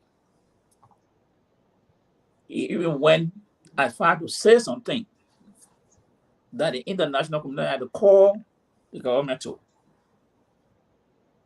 Did I agree with everything that Eugene Falcon said? No. But that was his job. He was let go. President Weah, there's something called loyalty. If I'm loyal to you, Mr. Toll, you should be loyal to me in return. Because Eugene Falcon was part of that government, he did everything that he could do defending that government, like it or not. At the end of the day, he said he lost everything because of the government that he was defending. Friends, what happened? He lost everything. Then he said he was sick when the president fired him. Let's see what are that part here. Let me a little bit illustrated here. Let's see. Let's see here. Let's see. I want you to tell the world personally, man ain't getting a raping or a sneaker. And one morning you call Maggie. Oh, Maggie. They say I gave her picking 10,000. And you all started laughing, joking, because you never gave me 10,000. You have never even put your hand in your pocket and gave me $20 before you, money. Huh? Safulai. But we take the course because we were true friends. Your people might have made me angry. For 2.5 years, I was defending you. They would not even allow me to enter your yard. One day I picked my way. When the girls lose that team, you remember vividly. was preparing to go to Sierra Leone. I beat my way onto the football pitch because we were pretending to them how they will line up with the Sierra Leone national team, and then how the officials will shake their hand. You were playing against them with the We Are All-Star. So we, the official, I think were 3 or 4, Zoga and all. We walked down on the field, Eugene Langbe, all of us, 3 or 4. You were the captain. You shook everybody's hand. When I presented my hand, you passed me. Man, don't make me talk. Oh. Tell your people. Okay, look. So that a lot of humiliation took place. Humiliation took place. There's no question about that. We all know Eugene, like you rightfully said something. Yeah, Pa George, he appears on this network here, and I'm trying to keep track of that when he was in that his move. But the humiliation is, I think, it's so personal to him at this time here. Carry on, Pa George. Now, and so you talk about Eugene Falcon is this and that. He has to be hurt. The president that appointed this man, he didn't just pick the guy from the street. This guy canvassed for him, putting everything for that party.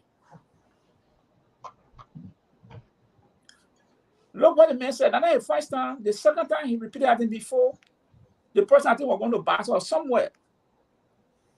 And he tried to make away Calasso and all black him.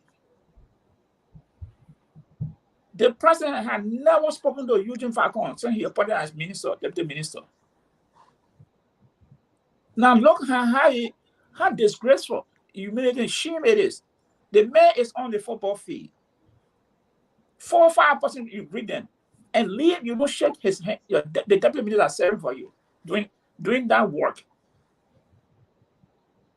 That speaks volume about President we are. So when Eugene Falcon comes to say anything, I really don't hold him. He's being high. You can disagree with him. But I always say the way you, Mr. Toe, or any of us want to be treated, let a Paul say in Eugene Falcon's shoe, he's high. And moreover, the people who despise them at the time, those are the people just sitting in the government. So when Eugene Falcon come out to make this statement, I can't just say, oh, he's angry. Yes, he's angry, and he's right to be angry. He's right to say what he's saying. Because look how the president got rid of him. He appointed man, deputy minister, not assistant minister, not director, deputy minister. The president had never called you before, never spoke to you, never greeted you, he's standing in front of him. So what is the loyalty that Mr. George we can return a person, we can return to people who are loyal to him? Look at what Eugene Falcon had gone through with him. So to come up, what he's seen today is not just exposing the corruption in the government. Because what he said there, I know, to be frank with Eugene Falcon, CDC, honor George Weah, will never embrace Eugene Falcon again. He should just forget about it. He would never embrace Eugene Falcon. I can speak this. Eugene Falcon just forget about it. George Weah government, because he would never employ it. That was the liberal argument as well. So yeah, he's done. With CDC, he's done. Yes. Is he finding, listening to that? And one of the things that he mentioned that was so personal, it could be me, you're right, he said he was here dying there. Yes. He was sick when he got fired. Yes. That is almost like somebody's sugar, probably his cholesterol, sugar, blood pressure, everything went over the roof, and that could have caused a sudden death. Look. Hold on. Let me just end my talk. Yeah, because you two conservative ideas really taking so out here's the thing. right now. What they alleged fire Eugene for that he said, they say he was lying. But it was true. Exactly. The asthma Zeneca vaccine was never used. The Indian people were being brought into the country at that time. And those are true. Usually, that was the reason they said the fine for misguided or misleading information. And all the info at the time when he said it was true. They brought in the Indian people. The AstraZeneca vaccine was never used and had not been used today. So why the president fired this man when he knew the man said it? Because the man said it true. So that prompted the George Weah to push Eugene Falcon aside. So let me just rest it. I can tell Eugene Falcon, let him just make up his mind and say, no, as long as we are remain president, I will not get dropped on him. Because what he said day before yesterday, knowing Weah, the way he already hated him, and it just putting fuel on the gasoline now. But he don't know Weah. Maybe the next CDC, maybe he will get job. But now when President Weah is president of the Republic of Liberia. Look. Let me just say to both you and the center right, you're the far right, he's the center right. Let me just say it to you guys.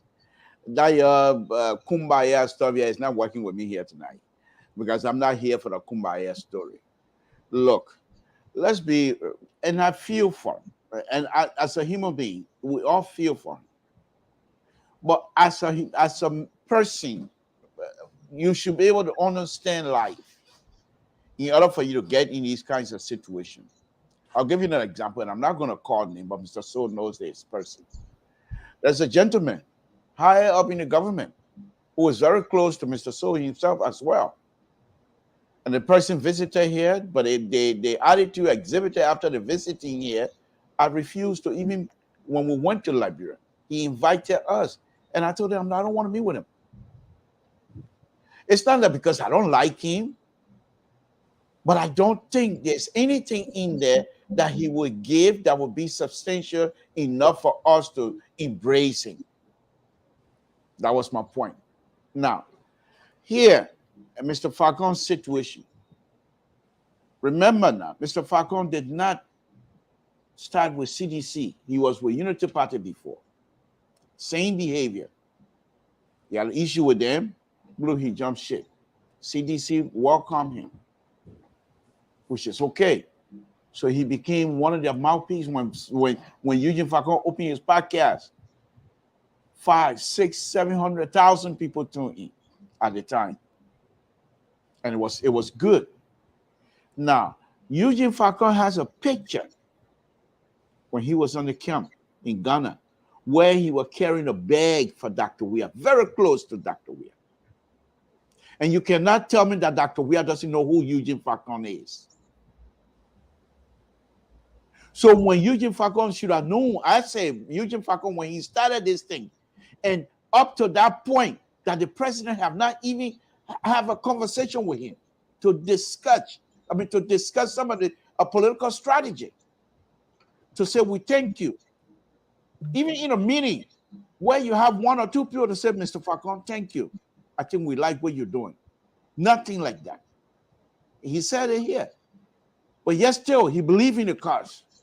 So he was saying to himself, this is not about Dr. Weah. This is about the cause that we all believe in. And I will fight for that cause. So now my point, I'm not against him, but my point that I'm making here is this. If you believe in the cause, a general cause at the time, and now things are not the way they're supposed to be, why not come from a general cause to be the specific cause now? Then you have defeated the purpose by making it about Dr. Weah. Then he makes the point. If he were to come out and say, the way I was treated by sedition, we believe in the cause, and you guys have now turned this cause to something else, which I'm not ready now to support any longer. That, for me, is the way to go.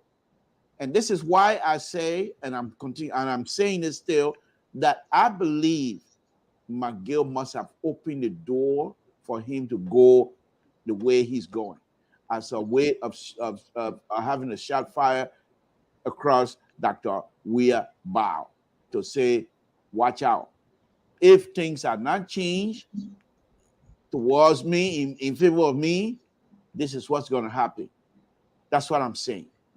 But Mr. Falcon, I feel bad for him. I feel sorry for him because he truly believed not only in the cause, of course, but he also believed in his friend.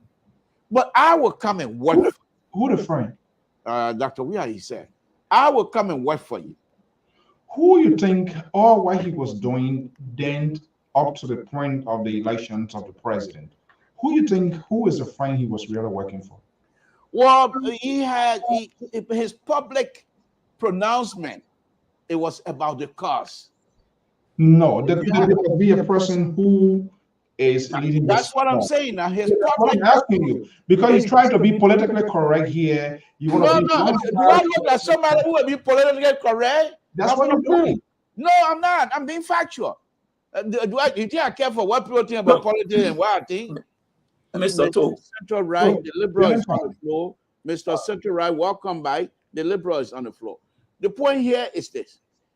In his public announcement, he was fighting for the cause. They will not treat us like this anymore. We know we ourselves can tell our story now. Those are the public pronouncement. However, if you were to have a conversation with him, which I did, it was about money because he believed in him, that he would be somebody. Because I asked him that. And I remember this. At that time, when I had a conversation with him, I was at the bank trying to collect some money. So I remember that. When he said, Mr. Toe, this young man has done so much for Liberia. During the war, when people were tearing the country down, he was in Liberia, coming to Liberia to bring the thing to help us out. He traveled all over during the refugee, going up from refugee camp to refugee camp. So he believed in him. But the point here is this. If you're going to work for someone you know, and the person have not even talked to you in the heat of the battle, has not even come around to encourage you, and you say that you know more, then I find that very little bit. So let me break in Janitor here. And one of these days, I hope you will, like he did in the past, he was a regular person here when we come there, and that's who they are, politicians, they are all like that to come here. I am wondering here, was there any conversation that took place prior to his appointment, or was that just a pronouncement that came from GOL, or you appointed and nobody sits with him? So, for example, to be the president, we call you to do X, Y, Z. For all to know exactly, or what was the sort of tutoring program or process that he went through? Because that position is a high profile. Deputy Minister for Public Affairs or Minister of Information, you speak for the government and not just only to your country. So whatever you say, it goes out there to the diplomatic enclave, to the foreign missions accredited near the capital. And I was shocked, when he started coming out that he never even had a chance, that he never shook hands with the president. He never even had a conversation with the president. So who forces the president to get this guy in this position? Or let's just put him there in an interim time, and after time, he's going to show his head and we're just kicking out. That seems to be the case. How such an appointment was made? Like I said before, all of us into the political sphere that have been advocating for political, change in our country based on the different characters who are leading the political fronts, whether Unity Party, the CPP, the CDC. We're doing these things because we firstly want a different transition of our country. Secondly, we want to be recognized and our expertise should be tapped upon because we're doing it for a particular person who is the lead runner of that political institution. And it is incumbent upon that person to do the rightful placement as to matching our ability, our credential, and where we can better and effectively function. So for all levels, Mr. Fagon was working for Ambassador Weah to be elected and also be rewarded. As to whether it came from out of Mr. Weah's own conviction to have given Fagon the job of Deputy Minister for Public Affairs, I cannot say because the appointment was done. We know that there are some lobby behind the scene. Some people make recommendation, but allowing somebody to sit as your public affairs person, it must definitely meet your full acquiescence. And so I think that President Weah met it because usually has some level of credential. I mean, to not dismiss his personality, he has some level of credential because even the person who served as the Assistant Minister for Research and Extension at the Ministry of Agriculture, my own younger brother, Alvin Wisser, does not have the credential, but he was again appointed in that portfolio to research our extended program on agriculture. So I believe that President Weah had explicit confidence in Eugene. But the fact of the matter is that people should understand that President Weah is a very close friend to Mr. Senator Edwin Mervyn Snow. And the way Eugene disrespected Senator Edwin Mervyn Snow in the past, I think it really set the tone for his transitioning out of government. Do you think this is where his fallout begins, from that Snow? I certainly think that there were it started because President Weah and Snow come way back, and he has supported President Weah in a lot of things. But I guess that to end up on this note here, on this conversation, that President Weah also does not appreciate, people who are committed to him. There are a lot of different ways that he can penalize people. There are a lot of different ways that he can take action against people. There is a historical trend. You have to look at the like of Anthony Lafia, Emmanuel Rachel Gu, who was the chairman of CDC at a funding stage. The late Senator Geraldine Doe Sharif, how they left the CDC. Chairman Joshua Saki, who has to threaten to hang himself during the CDC government before he would even be brought close. Lester Tenney, who is just in the making. Azevar Topa, George Solo, the names go on. Lakpa Bonaro, who is covered with Inquirer newspaper, used to be the treasurer of the CDC.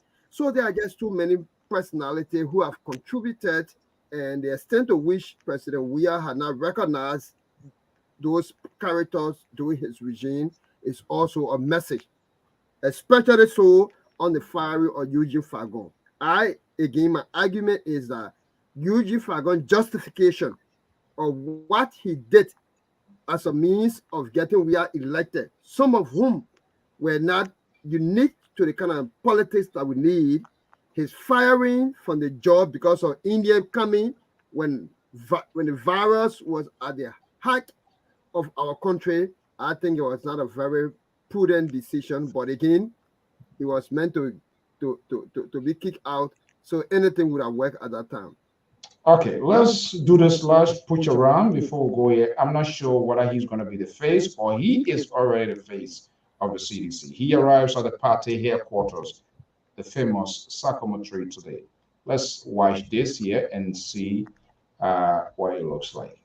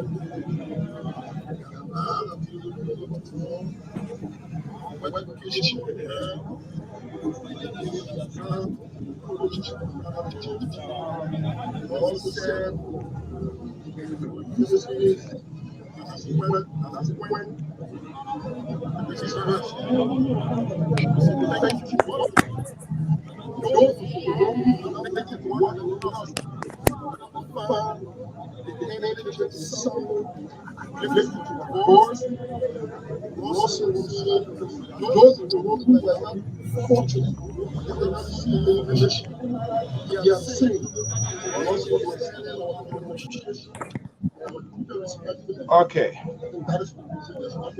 Okay, all right, Mayor, we never. Okay. Maggie is no longer whether he's in the vaccine. We can't say as long he's not in the public domain. It's hard to say, but he more or less is he going to be the next phase CDC trying to pull for? I'm not sure why.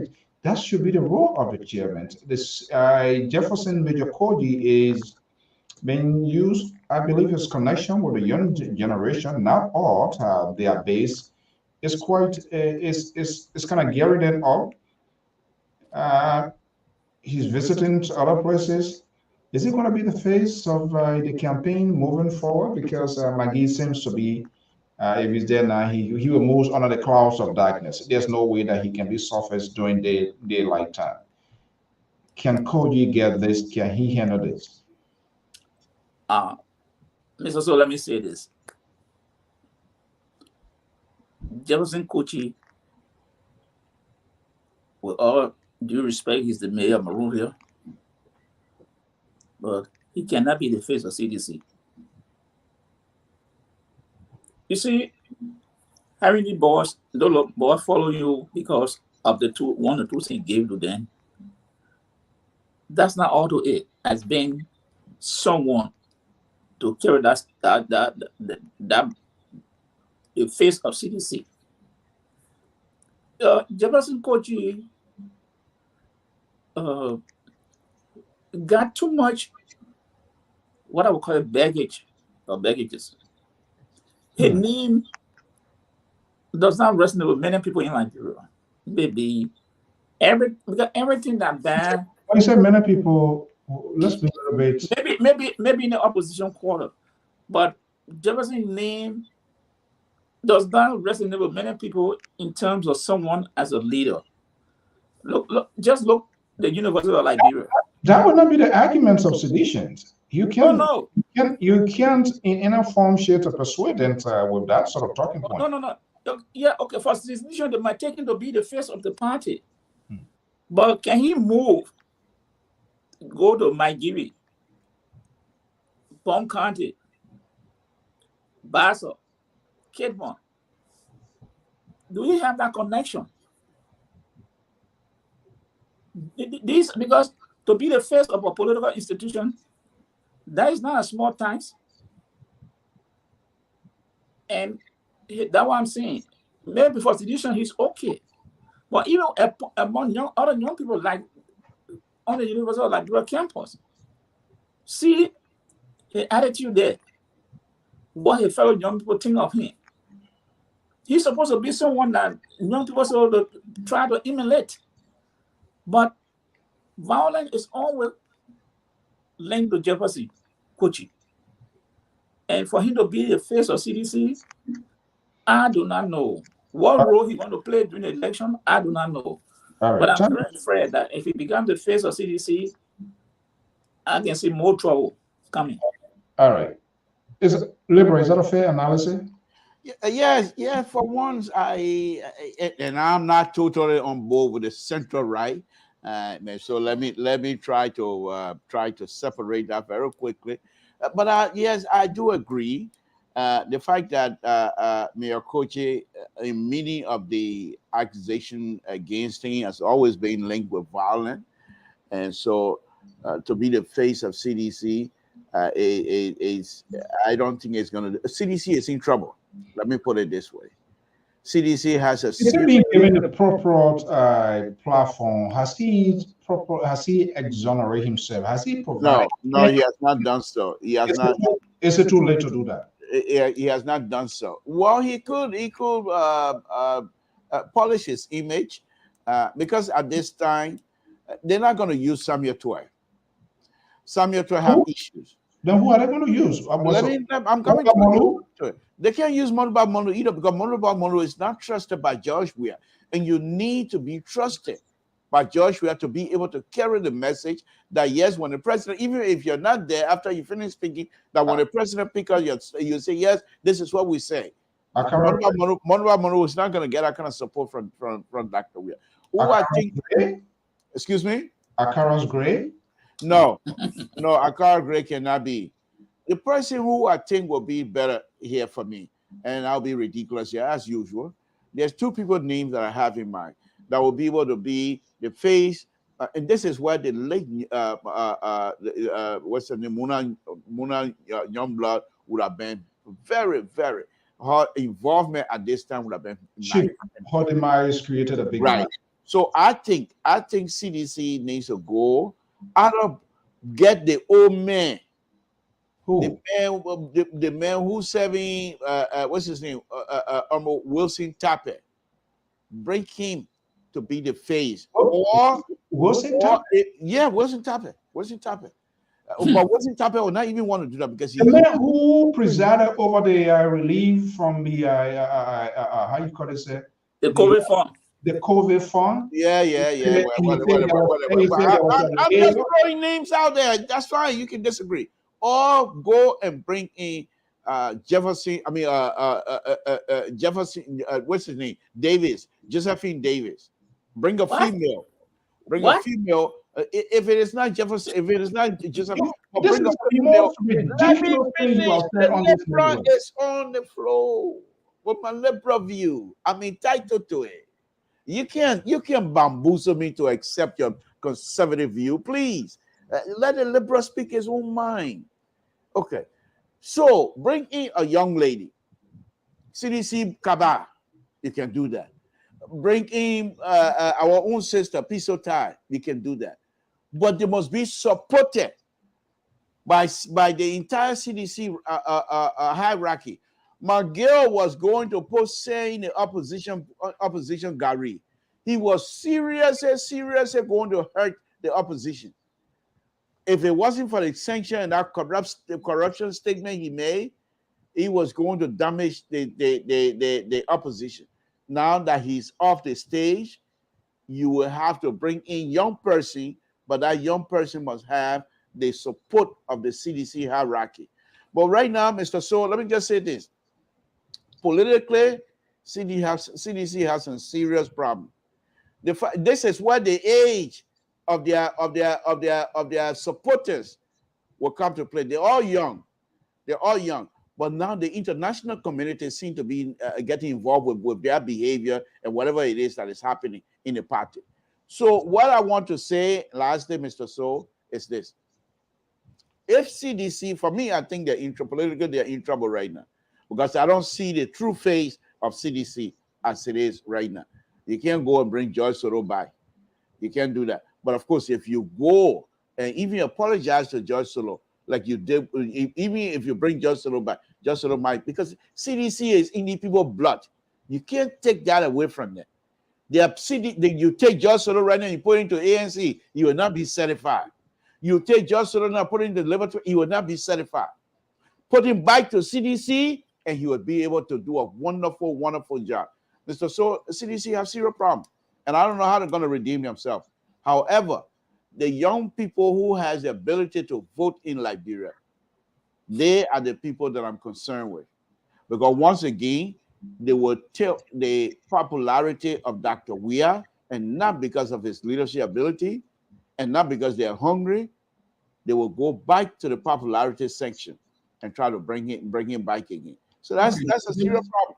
All right. Maybe they could ask you to go there and you could do a better job. I'm not sure, because they can't even trust you. Because I'm not a seditious. How would I be part of it? Well, one day you hear that. But let me go to Jonathan. Jonathan, are you hearing me? Yeah, I'm hearing you. Yeah. You listen to the Lpr here. And by the way, Madam Victoria Toller, what's his last name? Who is the vice chair for ANC, will be joining. Quick, yeah, Victoria Toller is the national vice chair for international affairs, right? Yeah, Deputy National Vice Chair for International. Theater. She will be joining us here this Sunday. So we'll have the opportunity to grill the ANC as well, because we can't have the ANC platform like 1, 2, 3, and you. I will be here. I'll be here. I'll be here. What do you mean ANC plot? Is this an ANC plot? God, you. I don't know about you, but the center right, and of course we have ANC. Yeah, the center right, and we have the ANC. Center right is ANC sympathizer, but the ANC legislative analyst, we know that for sure. I am a supporter. Oh, you're not even hiding it again? And United Party USA? No, Liberty Party USA. Liberty Party USA? / Joseph Boyka supporter. Yeah. Go ahead, Jonathan. Yes. Firstly, I'm concerned about the parade of Mayor Koji.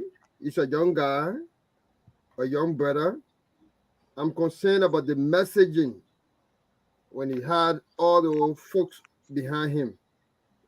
And the messaging that I see here is that he was asked a question as to why he was parading with the flag, and he said that they are marketing patriotism. I guess it's not a key of the question as to whether he will be the one who will be in the center, the middle of the CDC affairs. Now that McGill is in the background, he cannot come public. Now Malu is the chairman, but then Koji is now leading the way. What does it mean? I think firstly, our problem had not been about popularity. Our problem had been about what sort of education are we passing on to our generation. And so Koji had managed to fit himself in what I call a situation movement.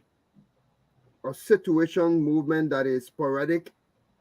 It just evoke emotion, temporary emotion, and then create a becloudment that you admire, but it excludes a learning curve. And so because it excludes learning curve, it's sporadic, it's a situation movement, it's quick to vanish. So Koji is managing in between there to entice the young people who, I would say, are moving here and there, but he lacks that learning curve method. And that is the key for our generation. When you are leading a revolution of this nature, you have to change the circuit of the minds of the people. You have to be well informed that the people themselves can rely on you, and that you will grow a constituent that will evolve and it will become organic. Not only organic, but it will be sustaining. That is what you see the progressive did all the years, and today you can still see semblance of the progressive in many of us today, even those of us who were not there at the time, but when we got the message, we pick up the torch and we still move along with it. What Koji is doing currently, it has a short lifespan and it cannot live more than that. What it demonstrates further is that the CDC intellectual powerhouse is going bankrupt, and very soon it will be quite difficult to see who can come on the stage that is people-centered, that can manage and that can sustain the voting populace with the messaging and with the character, with everything that is needed, especially so the names of personality that are listed that were founding members of CDC, some of whom have died, many of whom are still living, but the CDC had distanced them because some of them had labor, taught like the labor in Sacramento, but again had not commensurated with George Weah's own kind of politicking. He needs to help up militants, the Malu, the radicals, who do not really stand for what they say, like Koji and what have you. And so Koji he still got time in favor. He still needs to transition. He needs to communicate properly. He needs to bring the young people up to speed. And he needs to go probably through some cadre training to understand the dialectics of how these things work. Some of us, we didn't just jump into it. And you can spell the money through the street. The very young boys and the ghettos, when we get there and start to communicate, they're going to be a different thing. And that's what we're going to get on ground to do. Okay, well, folks, time has caught up with us here. We're going to get to that new laws. I just received the official copies of ANC/LA Liberty Party new treaty or whatever. I'm not sure, and we're going to be asking you some tough questions. Which other political parties ANC wish to align with? I did listen to partially to Senator Nyomdi Kanga Lawrence, something to the Liberal Progressive Liberty Party. It seems to be standing their ground. So this is not over. This is not over. They seems to be standing their ground, putting committee in place and as well to get things done. I think there's a big disconnect here, especially within the ruling establishment. When you have a party chairperson, the party chairman is one of the most powerful next to the standard bearer. He or she drives the party agenda, the party talking point to galvanize. If I was standard bearer by this time, I should not even have my party chairman in the capital. The party chairman should be all out there in the bushes, in the trenches, very counted or mobilized to see whether the infrastructure is being built. But I see the disconnect here, and Mangale was the guy that was doing the dirty work, and he's apparently off the radar. There's Moluba Malu, and I agree with the Liberal. I'm not sure whether the president confide into Moluba Malu. Listen to these things that we heard from. How can he go and recurve or reconstruct these sort of terrible words, this description he gives to the president, first and foremost, but because of political purposes, he shouldn't even be chairman at this point in time. You can't have people like Donald Trump as a standard bearer of a party, and you say those sort of ridiculous things, even though he himself he's a ridiculous guy, but you will be gone overnight. You will be gone, and that's it. But we're waiting to see the House still, the opposition side still to be divided. Liberty Party right now with Kanga's statement today, there's no, I don't see the accommodations of them coming together. Alexander Komena is driving his own wagon as well. He's a standard bearer, so definitely he's not willing to give up that stage.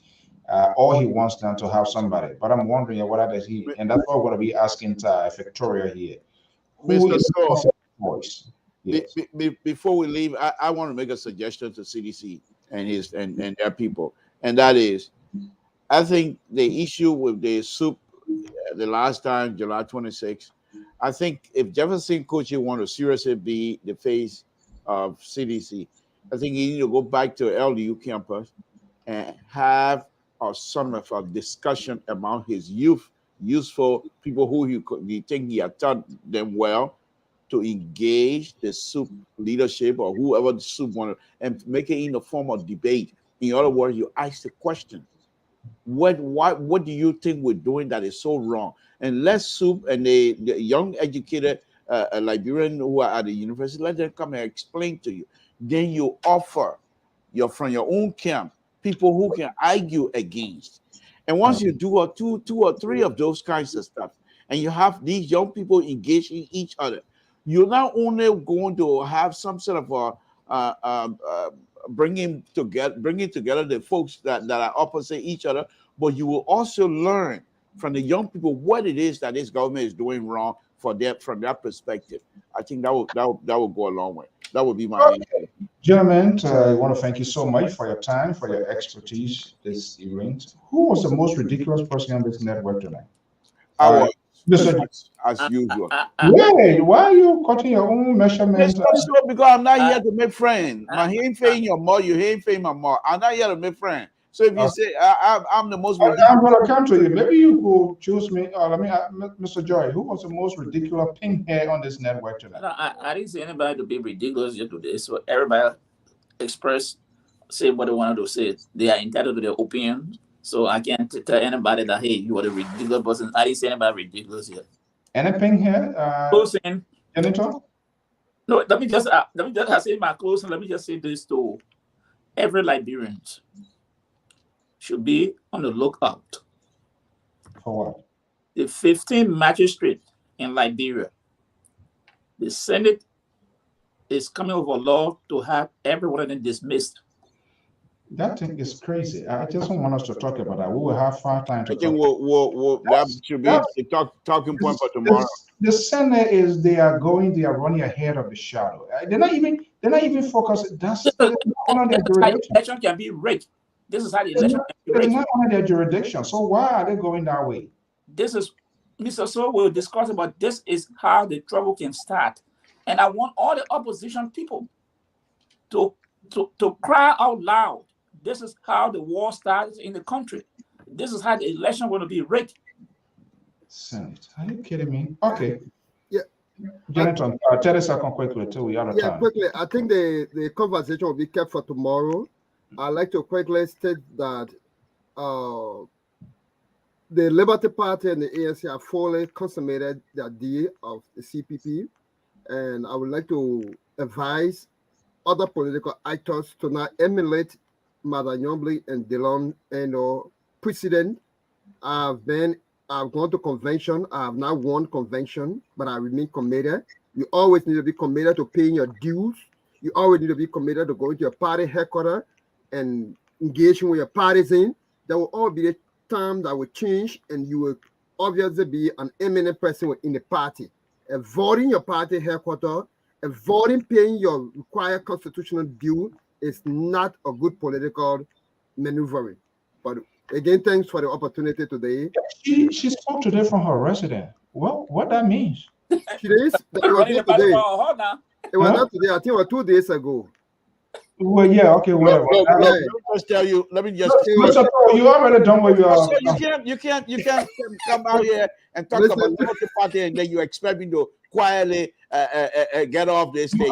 Liberty Party. We talk about Liberty Party Liberia, not Liberty Party. Liberty Party USA. But let me just say this here. Liberty Party She's my sister. Let me just say this here quickly.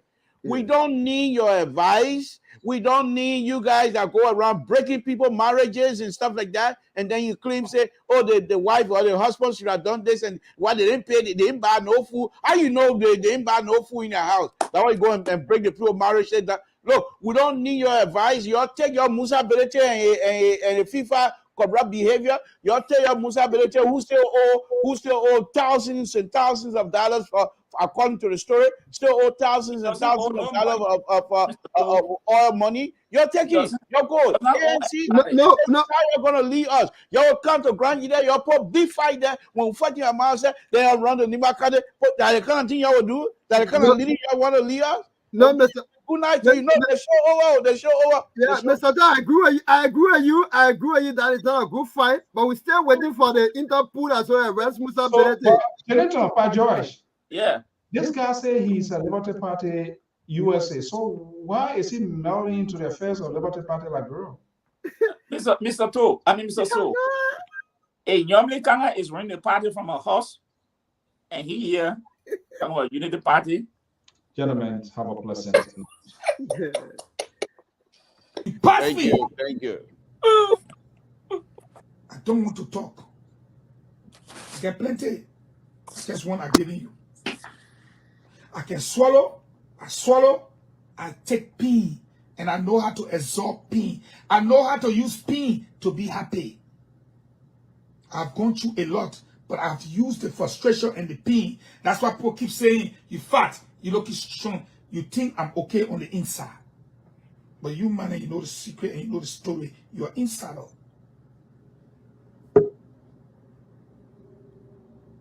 They plotted, they jailed me for your business. They suspended me for your business. You fire me for your own business.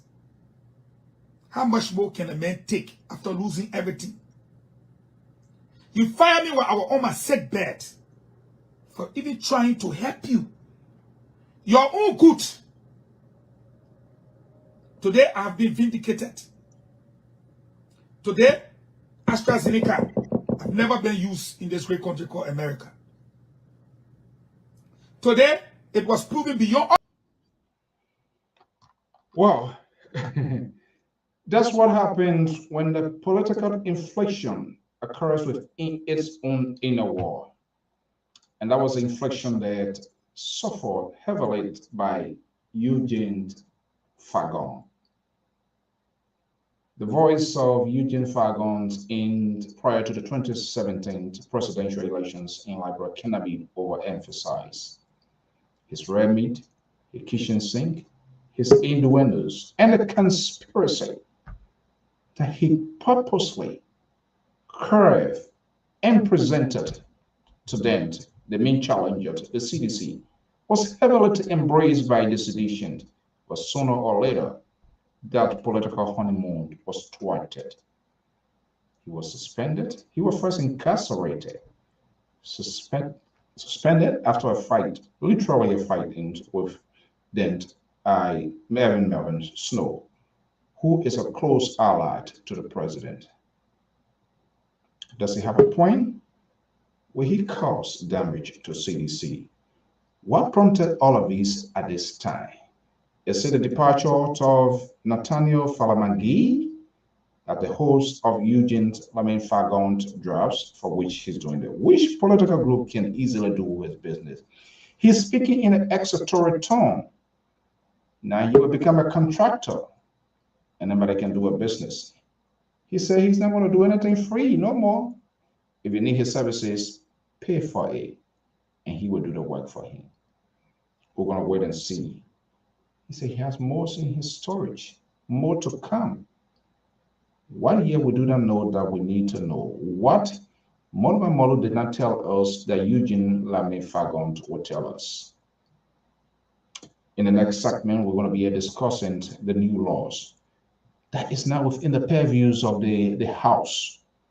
The lawmakers, they are taking the role of the executive. That is dangerous for our electoral process. They should focus on something much better. Who are those leading this course and the potential problem?